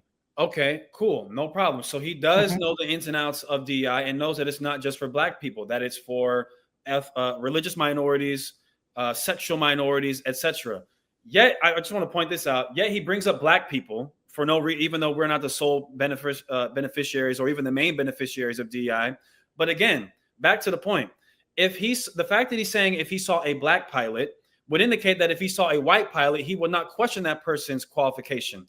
If he saw a white pilot, if he saw a white homosexual, he wouldn't know. If this is just a regular white homosexual, that actually was an issue. So I think he would. One second. I didn't say transformer. I said a person of the G. They have the G. Their letter is the G and the LBTQ. So TQ. Okay. But if they're, we could say if they're homosexual. If they're a homosexual, you can't just outright tell if somebody is a homosexual. Don't play a game. You cannot. Now, if all he would need to know, because he can't tell if that person's a homosexual that got that job because of cheat codes and DEI, is that person is white. And therefore, he would automatically assume in his brain, he's probably qualified. He wouldn't think about it twice. That, by definition, is prejudice. I'm gonna let them respond and then move on to the next point. A priest. I'm I gonna put go the first, and you take it home, Seiko. information in the private. I put the information in the private chat. Those 3 links there, you can see it. Okay, well, I'm gonna go first, and then you close Yeah, it go out. ahead. Seiko? That's fine. Yeah. Go ahead. So to respond to that, so Charlie Kirk's position was you should be there if you're qualified. He mentioned the black person. He himself said, I don't think that. So that right there in context dismisses that anyways. His stance is if you're not qualified to be there, you shouldn't be there. And so, yes, there are actually examples of black people getting into prestigious colleges because of their melanin, right? Because of the color of their skin. And then guess what happened? And then guess what happened, Seiko? They all fell out. Yeah, Howard because University. they're not there because of what they did. They're there because of the color of their skin. And Right. that is what Charlie Kirk feared. Okay, Having and- black people that shouldn't be there when they shouldn't be there. And that goes for anybody. He often spoke about DEI in a corporate sense, not just targeting black people. Go ahead, Seiko. Okay, so let's move on to the next question. Seiko, Pastor Seiko did give the link. I'm gonna put that in the description so y'all can fact check that. But we only got a few more minutes. Hassan, go ahead, and then we'll get everybody involved in this next couple more questions, and then we'll end it. Go ahead. I want to ask Hassan. You said you were born in '98, right? Yes, sir. Oh man, so you're just 3 years old when 9/11 happened. Yes, Priest, what about you? How old were you when 9/11 hit? Now you're making me do math. What year were you born? 24 years ago. 24 years ago. I'm 1984, so that's when I was born. Okay, So I think I was in high school. You were 17. Yeah. Okay, I was in so high school. Dang, Okay. priest. So remember, I'm dating myself, but I remember when that incident had occurred, and people had to now get on planes, and they saw people, and I'm just gonna be real. They saw somebody that may look like Hassad or look like JP. You hear that? You gonna let him disrespect us like that? Hey! I'm to your point, Hassad. To your point, and you get on a plane, Yeah. and you may have a rag on, or may have on the garb.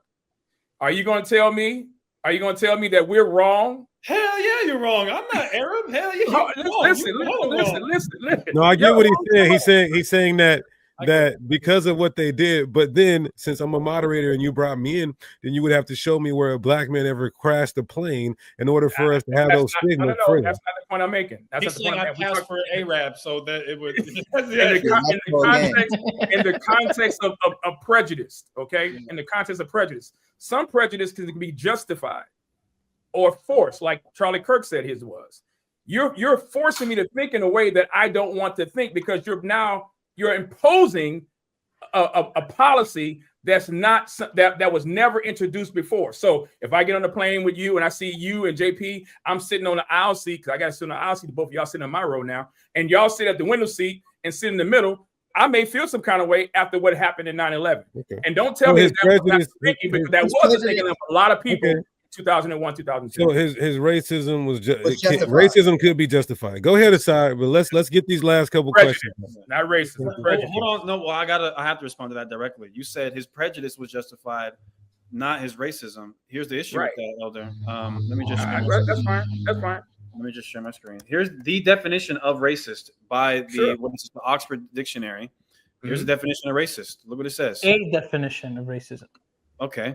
Characterized by or showing prejudice. So very first thing, discrimination or antagonism against a person or people on the basis of their membership in a particular racial or ethnic group. You just admitted it depends on the context. Again, we're talking about context. If you say racist, nonetheless, it's right. racist. No, I said prejudice. I didn't say racism. No. I didn't say racism. I said prejudice. Yeah. But the point is that we got to move on to the next one. Okay. Hassad is saying that the definition of racism includes prejudice. So go ahead, let's move on from that. Okay, we only have like a couple last things, so I do appreciate your brother's time. But can we get a closing statement, 1 minute each? Yeah, of course. Go ahead though. Let's try to get a couple questions off because I wanted to hear it. Extend it a little bit further, just because I think these last two are very important questions. Elder Pastor Woods, do you believe that Trayvon Martin hunted George Zimmerman? Man, that's years ago. Okay, so based on the 911 call, Zimmerman was told not to follow Trayvon. Yes, sir. Okay, And I even disagree with some brothers that I know about that. So based on the 911 call, he was told not to follow him. We don't know what happened after that fact. Now, I do know based on the trial that I believe Trayvon was on the phone talking to one of, I think her name was it the one that couldn't really speak well? I'm trying to remember, I forgot her name.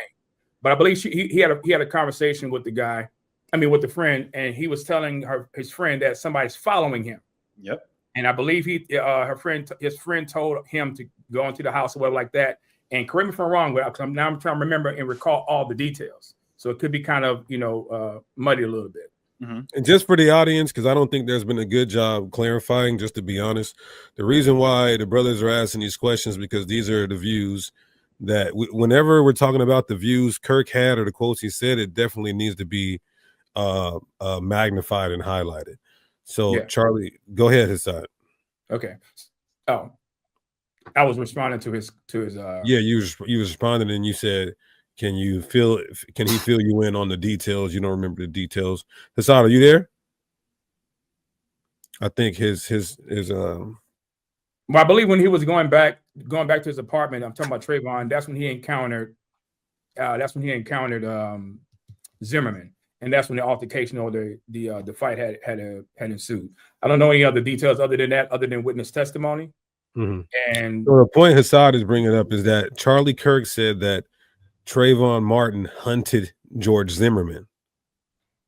Yeah, I think what Hassad is going to bring up, and I'll let him speak for himself when he comes back, is that we do have the 911 call, and the police did instruct Zimmerman not to follow Trayvon Martin. So how did Trayvon Martin? We know that for a fact. Even if we don't know the full details, we know that for a fact. So how did Trayvon Martin hunt Zimmerman when Zimmerman was following Trayvon Martin? And we have that on police record. Yeah, I wouldn't say that he had hunted anybody. I don't have the full context of that. Unless now I would ask you, Jim, in this question. Did you watch the trial, the Zimmerman trial in its totality? I'm sort of like you know what I mean? I remember bits and pieces. Right. I definitely remember one of the things I definitely remember the biggest thing was the police telling him not to follow the 911 operator. We don't know if it was the police. The 911 operator gave him a strict instruction not to follow Trayvon Martin. Right. So if that is the case, mm-hmm.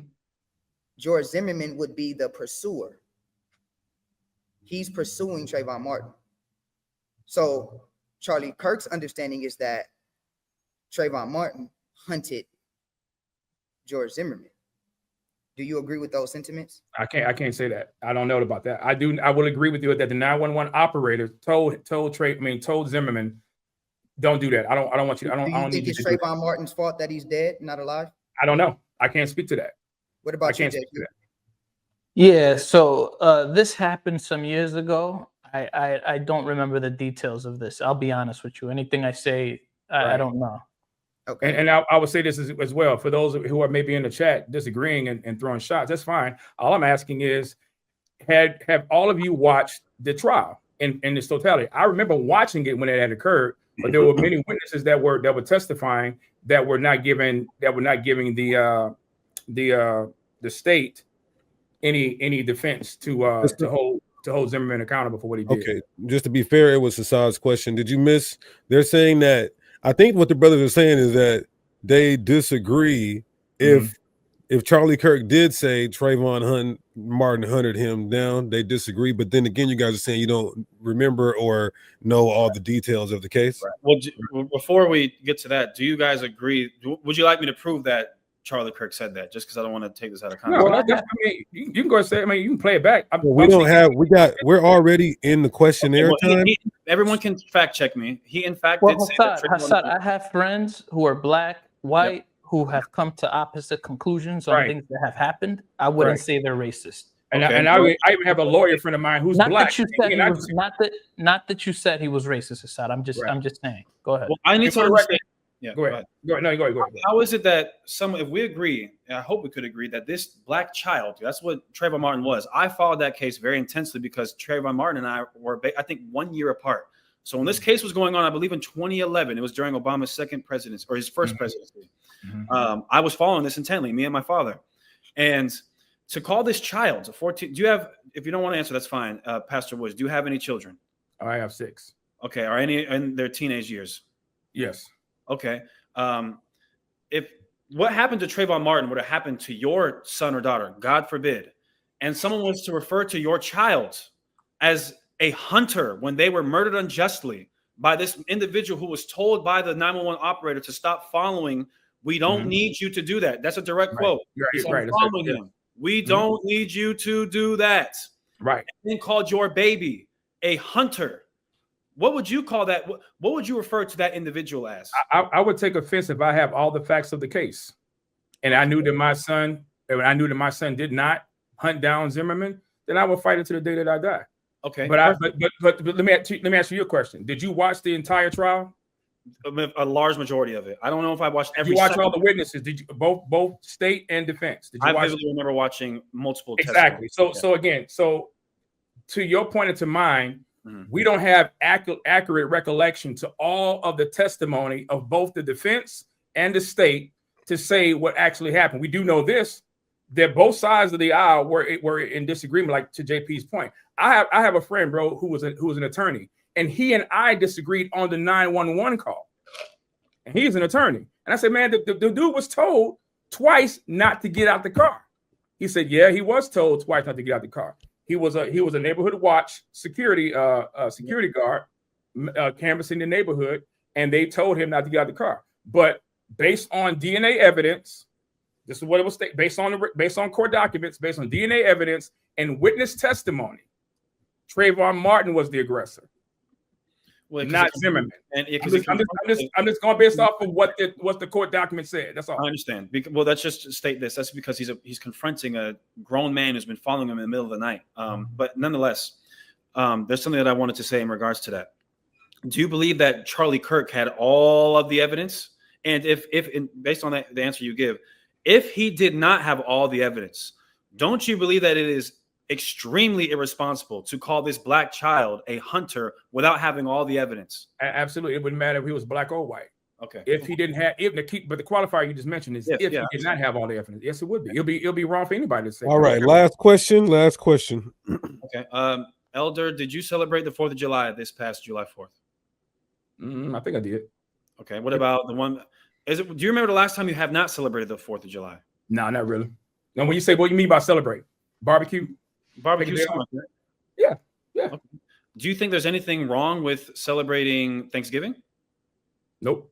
Okay. Do you think there's anything wrong with celebrating St. Patrick's Day? Nope. Okay. Do you think there's anything wrong with celebrating Passover or Hanukkah? Nope. Okay. Do you think there's anything wrong with celebrating Juneteenth? Yes. Nope. Okay. Yes, I do. Okay, let's shift our focus right over here. So, JP, hey, look. Yeah. Yeah. Good. So let's. I'm sorry. But you have to qualify that this is what Kirk said. Yeah, you guys have deviated. Yeah. You guys have deviated. Not the Christians. The Israelites have kind of deviated. I think both you guys have deviated. So that's why when it's about Kirk, make sure you qualify and quantify. Okay. Well, Charlie Kirk has stated, and I could put the video in. But real quick, Hassad, we all know that we don't have much time. What do you believe June 19th represents? It represents when the people in Texas received news that the Emancipation Proclamation came into effect. Okay, so I believe that we should celebrate it in Texas. I have no issue with that. I believe it should be a state holiday. But the left and the Democrats push this as a holiday that is the day that all black men were free, when that actually happened closer to December. It's September, not December. Can I add one point to that? Can I add one point to what JP The last mentioned? black man was free in December. You can fact check me. Go ahead, Seiko. Can I add one point to that and ask this question? How did you all feel about Nancy Pelosi and the white Democrats dressing in kente cloths and kneeling at the state capitol? During the George Floyd thing, fellas. I'll be back. Yeah. I couldn't hear you during the George Floyd thing? Yes. Yeah, I think they're trying to pander to black people. I understand that. Okay. So, and to your point about the holiday, I have no problem with anyone celebrating holiday, but according to Romans 14, let every man be convinced in his own mind, verse 5. So what you may celebrate, I have no right to tell you not to celebrate it, because what you may see is important and holy, I may not. Neither do you have a right to impose upon me and tell me that I should not celebrate the 4th of July because of what happened in our ancestors' history, or whatever the case might be. Let each man be considered let each man be convinced in his own mind. Okay, so if I were to make a statement like the following, I don't think July 4th should be Independence Day should be a holiday. All it is a day for white people in the West to complain about the British. Is that an incorrect and to a certain extent racist statement? Repeat that statement again. If I was to say we should not celebrate the 4th of July, that was like 400 years ago. And all that day is about is white people in America complaining about British oppression that happened 400 years ago. Is that an unfair statement and to a certain extent a racist statement? I would not say it's a racist statement. I would probably say it can be incorrect depending upon the context and the history of it. But that's that person's opinion. Okay. If you're telling me if you do celebrate this, you are a racist or you're wrong, then we have a problem with that. Okay. Let me say something to Seiko. If I emphatically made a declarative statement, and this, if we haven't caught along, Charlie Kirk made the statement that all Juneteenth is a day for black people to just complain about white people. Okay, I would disagree with that. And who cares? I don't care. And to your point, do you know what I disagree with Charlie Kirk about? Well, a couple things that we've discussed. Just humor me. Do you know what I disagree with? I mean, I'm sure that there's a variety of things you disagree, but nonetheless, the point remains. Well, I'm saying because you think I agree with Charlie Kirk and everything that he said. I don't think anybody agrees with anybody 100%. That's not the point of this discussion. The point of this discussion is the points that he's made about black people in specifically. So, okay. JP, if I was to say that all Jewish people do on Passover is complain about how people like the Egyptians oppressed them 3,000 years ago. That's all they do. Yeah. So to respond to that, I would look at what the purpose of July 4th is. I would look at what the purpose of Passover is, and I would look at what June 19th actually is. If you celebrate it according to what it is, I have no issue. July 4th is the celebration of independence of the United States of America in July 4th, 1776. So if somebody's celebrating that we became independent from the British, that's very beautiful. If you're going to celebrate June 19th and say, hey, blacks were liberated from Texas in set amount of years ago, beautiful. But if you say June 19th is a holiday where we celebrate the celebration of all blacks being free, that is not true, and that'll cause some concern there for me. Even if that's not because this is just kind of weird. So even if that's not the precise dates where the last slave was free, and according to your opinion, we should celebrate the day in Christmas. Nonetheless, not Christmas, closer to December. Sorry, Christmas. I said December. Christmas, December. That came to mind. We should celebrate it closer to the winter. Nonetheless, did you remember why I said that? Because the slave was free. I understand. That's not. But the point is, Democrats and the left. A day that they have rational thought in celebrating it because of the Emancipation Proclamation reaching Texas, that they have commemorated as a day to celebrate. Sure, so they should celebrate it in Texas. Why is it such a big deal? And if someone takes such issue with that to the effect where they think it's just a day for black people to complain, how is that a person for black people when they're saying that millions of us celebrating a day where we're no longer slaves, which for the record, all races should be celebrating. It's not a black holiday. It should be a holiday for everybody if you don't want black people enslaved. And it's just a day. Well, say the holiday is what it is. Don't say that it's something else when it's not that. If people were forthcoming and said, hey, America, let's celebrate this holiday because on this particular day, all the slaves were free in Texas, I'm all for that. But don't say the holiday is a day where all black people were free, because that's just not true. Well, Hassan, if Juneteenth they had the actual date in closer to December, would you celebrate it? Yes, if it was accurate to what it was. So if we're gonna celebrate Texas, for what they did, etc., I'm all for that. Okay. But I'm not gonna celebrate the holiday for what it's not. Gotcha. Right. Are you speaking from a regional perspective though, JP, too, as well? You're talking about regional, yeah. Right. All right. We'll end it here. Let's give 30 seconds closing statements for each individual. We'll start with Pastor Woods. Well, first, 1 second, and then we're going to open it up to the audience. Go ahead. Yeah, I appreciate the dialogue and discussion. I know could have accomplished more, but I appreciate these kinds of discussions. I will say this, that just because, I have a certain view and belief, that doesn't make me a coon. That's fine. I mean, I can say insults come and insults go. But at the end of the day, I believe this about Christ, that he was the only perfect man that ever lived on this planet. And because of what he did on the cross for my sins, I stand justified in his righteousness, not in my own. And I stand with those who stand with Christ, whether they're white or black. And we can have our disagreements, but at the end of the day, we can always, agree to disagree and keep it pushing and remain cordial and remain respectful. So I appreciate the dialogue, appreciate the discussion. Look forward to having these again in the future. All praises, JP. Yeah, this was a great conversation. I really did enjoy talking to Radazan and Hassad. This was very fun. And I hope to, just continue in communication with you and Hassad and even Radazan, if you want to give him my number, and maybe even build and talk about other topics in the future. This was very fun. Good. Brother Radazan. Yes, sir. First and foremost, I want to say all peace and blessings to the whole panel. JP, Pastor, Hassad, Deacon, I appreciate you guys for allowing me to get on here. I do want to make mention. I think that we have to be very careful, just in being circumspect, dealing with the history of Blacks in America, Blacks and Latinos in America, to be more exact. I think when we speak about certain things, there has to be a layer of context that's given to it. I believe that, when you deal with things of systematic racism and you're sensitive to that and you kind of come off that way, it can kind of leave a bad taste and a bad outlook on the population of Black people. You know what I mean? Like, you have to be careful with how you speak about things, saying certain people are criminals and things of that nature, when we're all not in that fashion, but I do respect the panel. It was fun, and hopefully we could do it again, man. So peace and blessings. Lastly, Brother Hassad. Yeah, all praise to the Most High. Again, thank you to the panel. Thank you, Priest, for having this. Radazan, my man JP, and Elder Woods for having the discussion. I think it was good. I think there's a lot that could be, that you can learn from it. And I think that while Charlie Kirk, I believe his views towards Black people were disrespectful, to say the least, and distasteful. I don't think he was this voracious monster like the evil mustache man in the 1940s was. And I certainly don't believe that his murder was justified. So definitely wanted to say that. I do think, however, it's been clearly demonstrated that not only was Mr. Kirk a hypocrite. I don't say that condescendingly. I believe that's an accurate statement. But I do believe that he showed racism a lot. And I believe he was a racist. Do I believe he was a voracious racist? No, but that's besides the point of this discussion.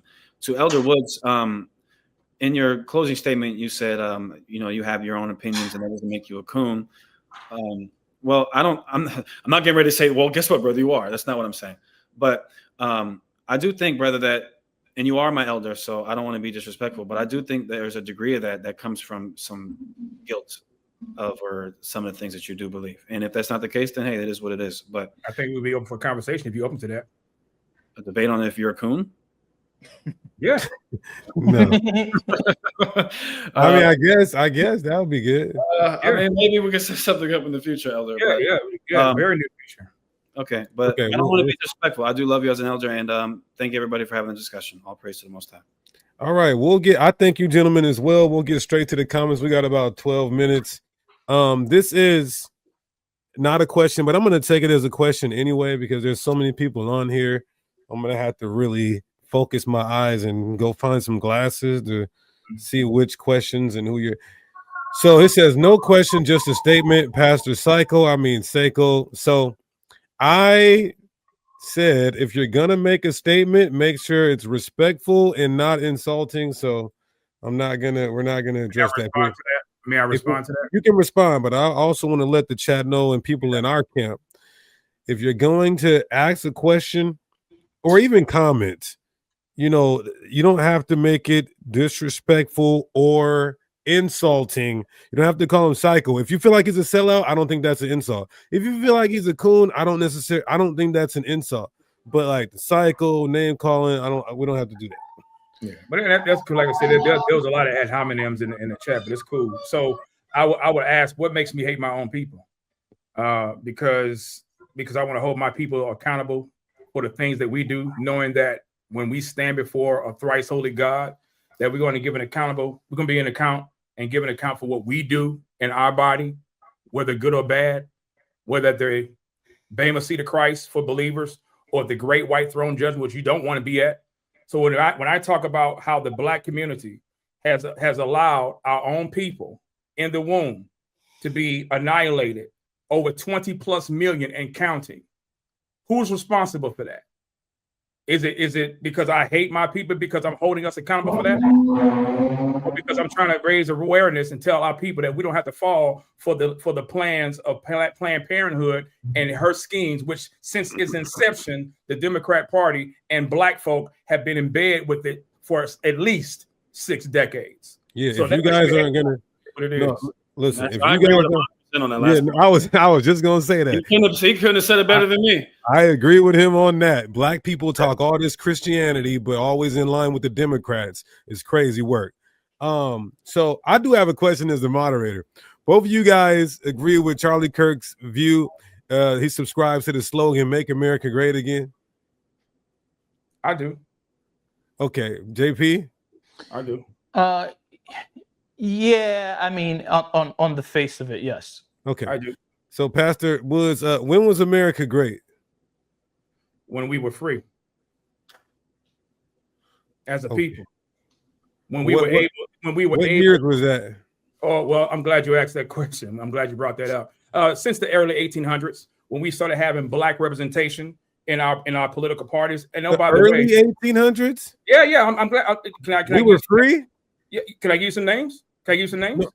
I'm saying, but we as a people were free and like what year? Apparently we had some freedoms in the 1800s. If we are part of the House of Representatives, like Jefferson Davis Long, who was the first Black representative. How about, I don't know, Joseph Hayne Rainey? How about Hiram Revels? These are all Black folk. Got you. Representatives in Congress, in the United States Congress. Okay, so started becoming while they were in Congress, were we collectively in chains? In 1868? Oh, I thought you said early 1800s. No, as a matter of fact, I'll give you the exact date. 1869 to 1871. That was the first congressional representative, who, by the way, was a Republican. And so the Reconstruction era was the greatest point of America. I said when you said when was America become great, or when was America great? I said when we became free. When we started becoming free, when we started having the opportunities and the privileges as a people to affect our own destiny. Okay, but would you agree, moderator? Right. Would you agree that politics affects policy and policies affect people? Yes. Okay, so as Black people, Black representatives in the 1860s, or matter of fact, late 1870s onward, had Black representation, who, again, by the way, class, were Republicans. It wasn't Democrats that started. Yeah, it has switched at that point. It wasn't Democrats that started the 14th or 15th Amendment. It was Republicans that supported all 3 amendments that many of you Negroes still, to this day, are in bed in cahoots with, a party who's been seeking your annihilation. So you want to talk about systemic racism? Some of y'all are the coons then. If you want to come out being a coon, I never support. Well, that's only if we agreed with the Democratic Party, in which most of the people in this chat, I guarantee most of the people in this chat, ask them who they voted for when it came to Obama. Well, we're Israelites. We're Israelites. We don't 95 to 98%. Pastor Seiko, we're Israelites. We don't vote. But let me get to all of your chat members are Israelites. 90% of the people watching this are Hebrew Israelites. But let me get to the I just wanted to ask that because I'm the moderator and I've been itching and waiting. But let me get to the crowd. Mr. Woods, what things do you agree with Charlie on, and what things don't you agree with, and why also do you agree that you shouldn't have another nation ruling you? Okay, so the first question is what are the things I agree with Charlie on? I agree with Charlie with DEI. I agree with him on affirmative action. I agree with the family. I agree with him on personal responsibility. I agree with him regarding the economy. I agree with him regarding the church of today have become entertainment centers instead of expository centers that teaches our people who their God is and how we are to affect the culture and infect the culture with the gospel. I agree with some of those things. One of the things I disagree, and I was trying to ask Hassan about, was one of the things that he had mentioned, not he meaning Hassan, but Charlie at the time. He was on Jason Whitaker's broadcast, and he had mentioned about MLK and said that MLK is a wicked man, and he was, whatever. And we should not be celebrating him. He said who we should be celebrating are people like Thomas Jefferson and things like that. I said, hold up, stop the press. No. I don't support a man who impregnated a teenager and had children by her while being a slave, i.e. Sally Hemings. Yep. I don't support PDF files. I don't support people like that. So I have no problem calling balls and strikes. I even made that post on my Facebook page because I wanted to make sure people understood. Don't get it twisted thinking that because I agree what a person says that I agree with everything they say, or when they say something that I don't agree with, that I won't respond to it because I have. Okay, this question is for JP. So by JP's logic, only the 13 colonies should celebrate the 4th of July instead of all 50 states, right? Are the 13 colonies a part of the United States now? The point he's saying is that when July 4th, 1776, there are certain states that weren't a part of the Union. So I'm assuming this is why the person's asking that. So but are they a part of it now? What like Washington and Oregon and are they a part of the United States now? Yes, they are. Yeah, so the holiday would apply to them retroactively. Uh, I think that was based on the Juneteenth argument. That is, Yeah. I can't expound on it because it's not my Okay. Question at Pastor Seiko. Are you a Prince Hall Freemason? No. No, I don't support frats or sororities or any type of BJLOs at all. In fact, I've done videos calling those things out. In fact, left the church that was supporting it when I found out that they were in part and in tandem with frats and sororos. Okay. Do the men on the panel believe they are oppressed? No, I don't. No. Yes. Yes. Okay. Sister, you could have kind of put some more on that question. Let's see. Does she just want a straight up answer or like expound or by calling Black women affirmative action pigs, isn't Clark reinforcing stereotypes that Black people can't achieve without quotas? No, he's responding to what Ketanji Brown Jackson, Kamala Harris, and also Michelle Obama. Michelle Obama affirming affirmative action and saying that they were DEI hires. In fact, Joe Biden publicly stated that he was going to nominate a DEI hire as SCOTUS and see where that got us as a country. We got a woman that does not even know and does not even want to admit that she knows the difference between a woman and a man. That's now a part of the United States Supreme Court's justice system. Okay, that's very telling to me. And number two, again, you have also Kamala Harris, who Biden again publicly stated that he is going to select his running mate as a DEI hire. Okay. He's responding to that. Okay. Not saying all Black women were. Got you. Did either of you guys cry for Charlie Kirk when he died? Yes. Yeah, I did so on video. I'm not ashamed. Yes. Okay. Yes, I did. Woods, do you agree with? If that was Judge, I did not. Yeah, I definitely did not. Okay. Woods, do you agree with the text when it says you shouldn't appoint a ruler of another nation over you? If so, why do you vote? Yeah, well, I don't believe that the church is Israel. So you're making a false dichotomy with that.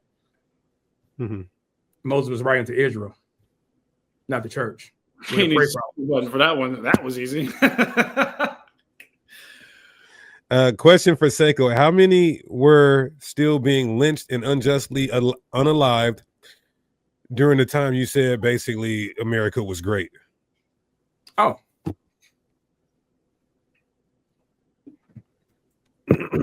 This book right here is called Without Sanctuary. I'm not sure what the question is. Or what the question was, you said America was great. Yeah, it was. 1860s. How many of us were getting, unalived and all of that during that time? I don't have an accurate account of that, but I do know that America is the best, is the greatest nation that I would want to live in today. Otherwise, why are people trying to sneak over here? Because if it's so bad, if we're so oppressed, then why people want to come over here to be more oppressed? Why don't y'all tell people not to come over here and stop coming here because they're going to get oppressed? I mean, if I know somebody's beating me and I know they can beat you, why would I tell you to come over here so you can get beat up and be oppressed? That's not love. Okay. If in Trump's first term, he said he was going to put a woman on the Supreme Court, wasn't that DEI? Based on what? Based on diversity. What was the context he said that? What was the context he said that? I can't just go by with somebody's statement. Give me the quote in the context. Did you cry for Trayvon Martin? I was definitely angered, and I wanted Zimmerman to get his head ripped off. Yeah, at the time I was angry. Yeah, at the time I was angry. So maybe tears of anger, but it was at the time I was angry because I didn't have all the facts and they wasn't really sure what was going on. Based on what the media was projecting, they had a picture of a little boy that was basically the one that was being killed, and actually that was not the case. Just from optic standpoint. But I was offended. I was angry at the fact of how it happened. He was a little boy though, Elder. He was not a little boy. 14 years old as a baby. He was not a little boy. He was not a little boy. That little baby picture is not the one he was. That's no sir. Pull it up. So you think 14 years old is that what is that? He's not. He wasn't 14. How old was Trayvon Martin when he died? He wasn't 14. You sure about that? I'm almost 100%. Pull it up. 14 Pull it up. Yeah, Pull it up. Oh, he might have been 17. I could Thank you. I could Thank you. Let me make sure. Thank you. No, he was 17. 17 is still a baby. Bro, it's not a boy. Not a baby, It's not bro. a boy. Not in the context of he's no, I Stop. get it. But Stop. I'm saying He's not a little boy. mentally, that's our teenage kids. You don't have any sympathy. He's not for a them? baby. He's not a little boy. You have no sympathy for him. I didn't say that. That's not what he's saying. No, Okay, well, that question was for them. We'll Yeah. end it with this question right here. Should the descendants of My bad. I'm sorry. Should the descendants of slave owners be required to return or redistribute the generational wealth that was built on slavery? I would say emphatically yes, if they're going to be fair.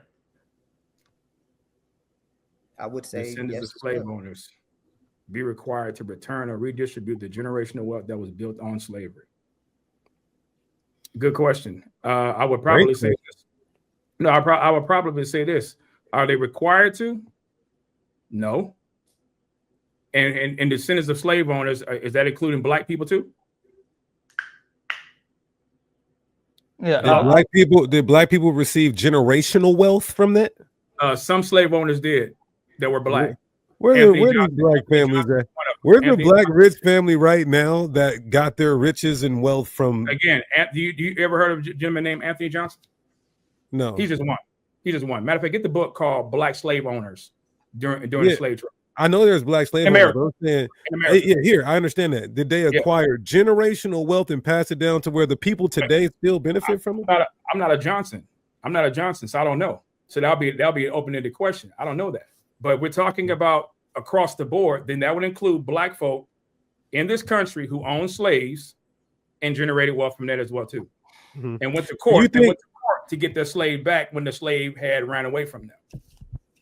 Okay, so we'll end it with the question from the moderator. Do you think you'll lose your job if you tell the truth about how white people are racist and this system is built to oppress us, and just be real about what's going on?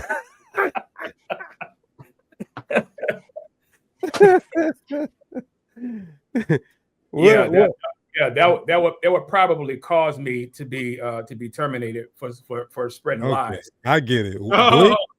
Blink if you're in trouble, Elder, and we'll come over there with these. Online, it would be, yeah, absolutely. Okay, all praises. All right, y'all. Well, I appreciate y'all. I look forward to more of these discussions. JP, man, you already know we always make history when we come together and collaborate. So I do want to thank everybody for their time. I wish we could answer more questions, but it's all good. I appreciated this. So let's end this, everybody, by giving all praises, honor, and glory to our Heavenly Father. And we do so in the name of his only begotten Son, who the world ignorantly calls Jesus Christ. Real name, Hamashiach Yahushua, in the ancient Paleo Hebrew. We'll see y'all this week, all the time. Shalom. Shalom. All right.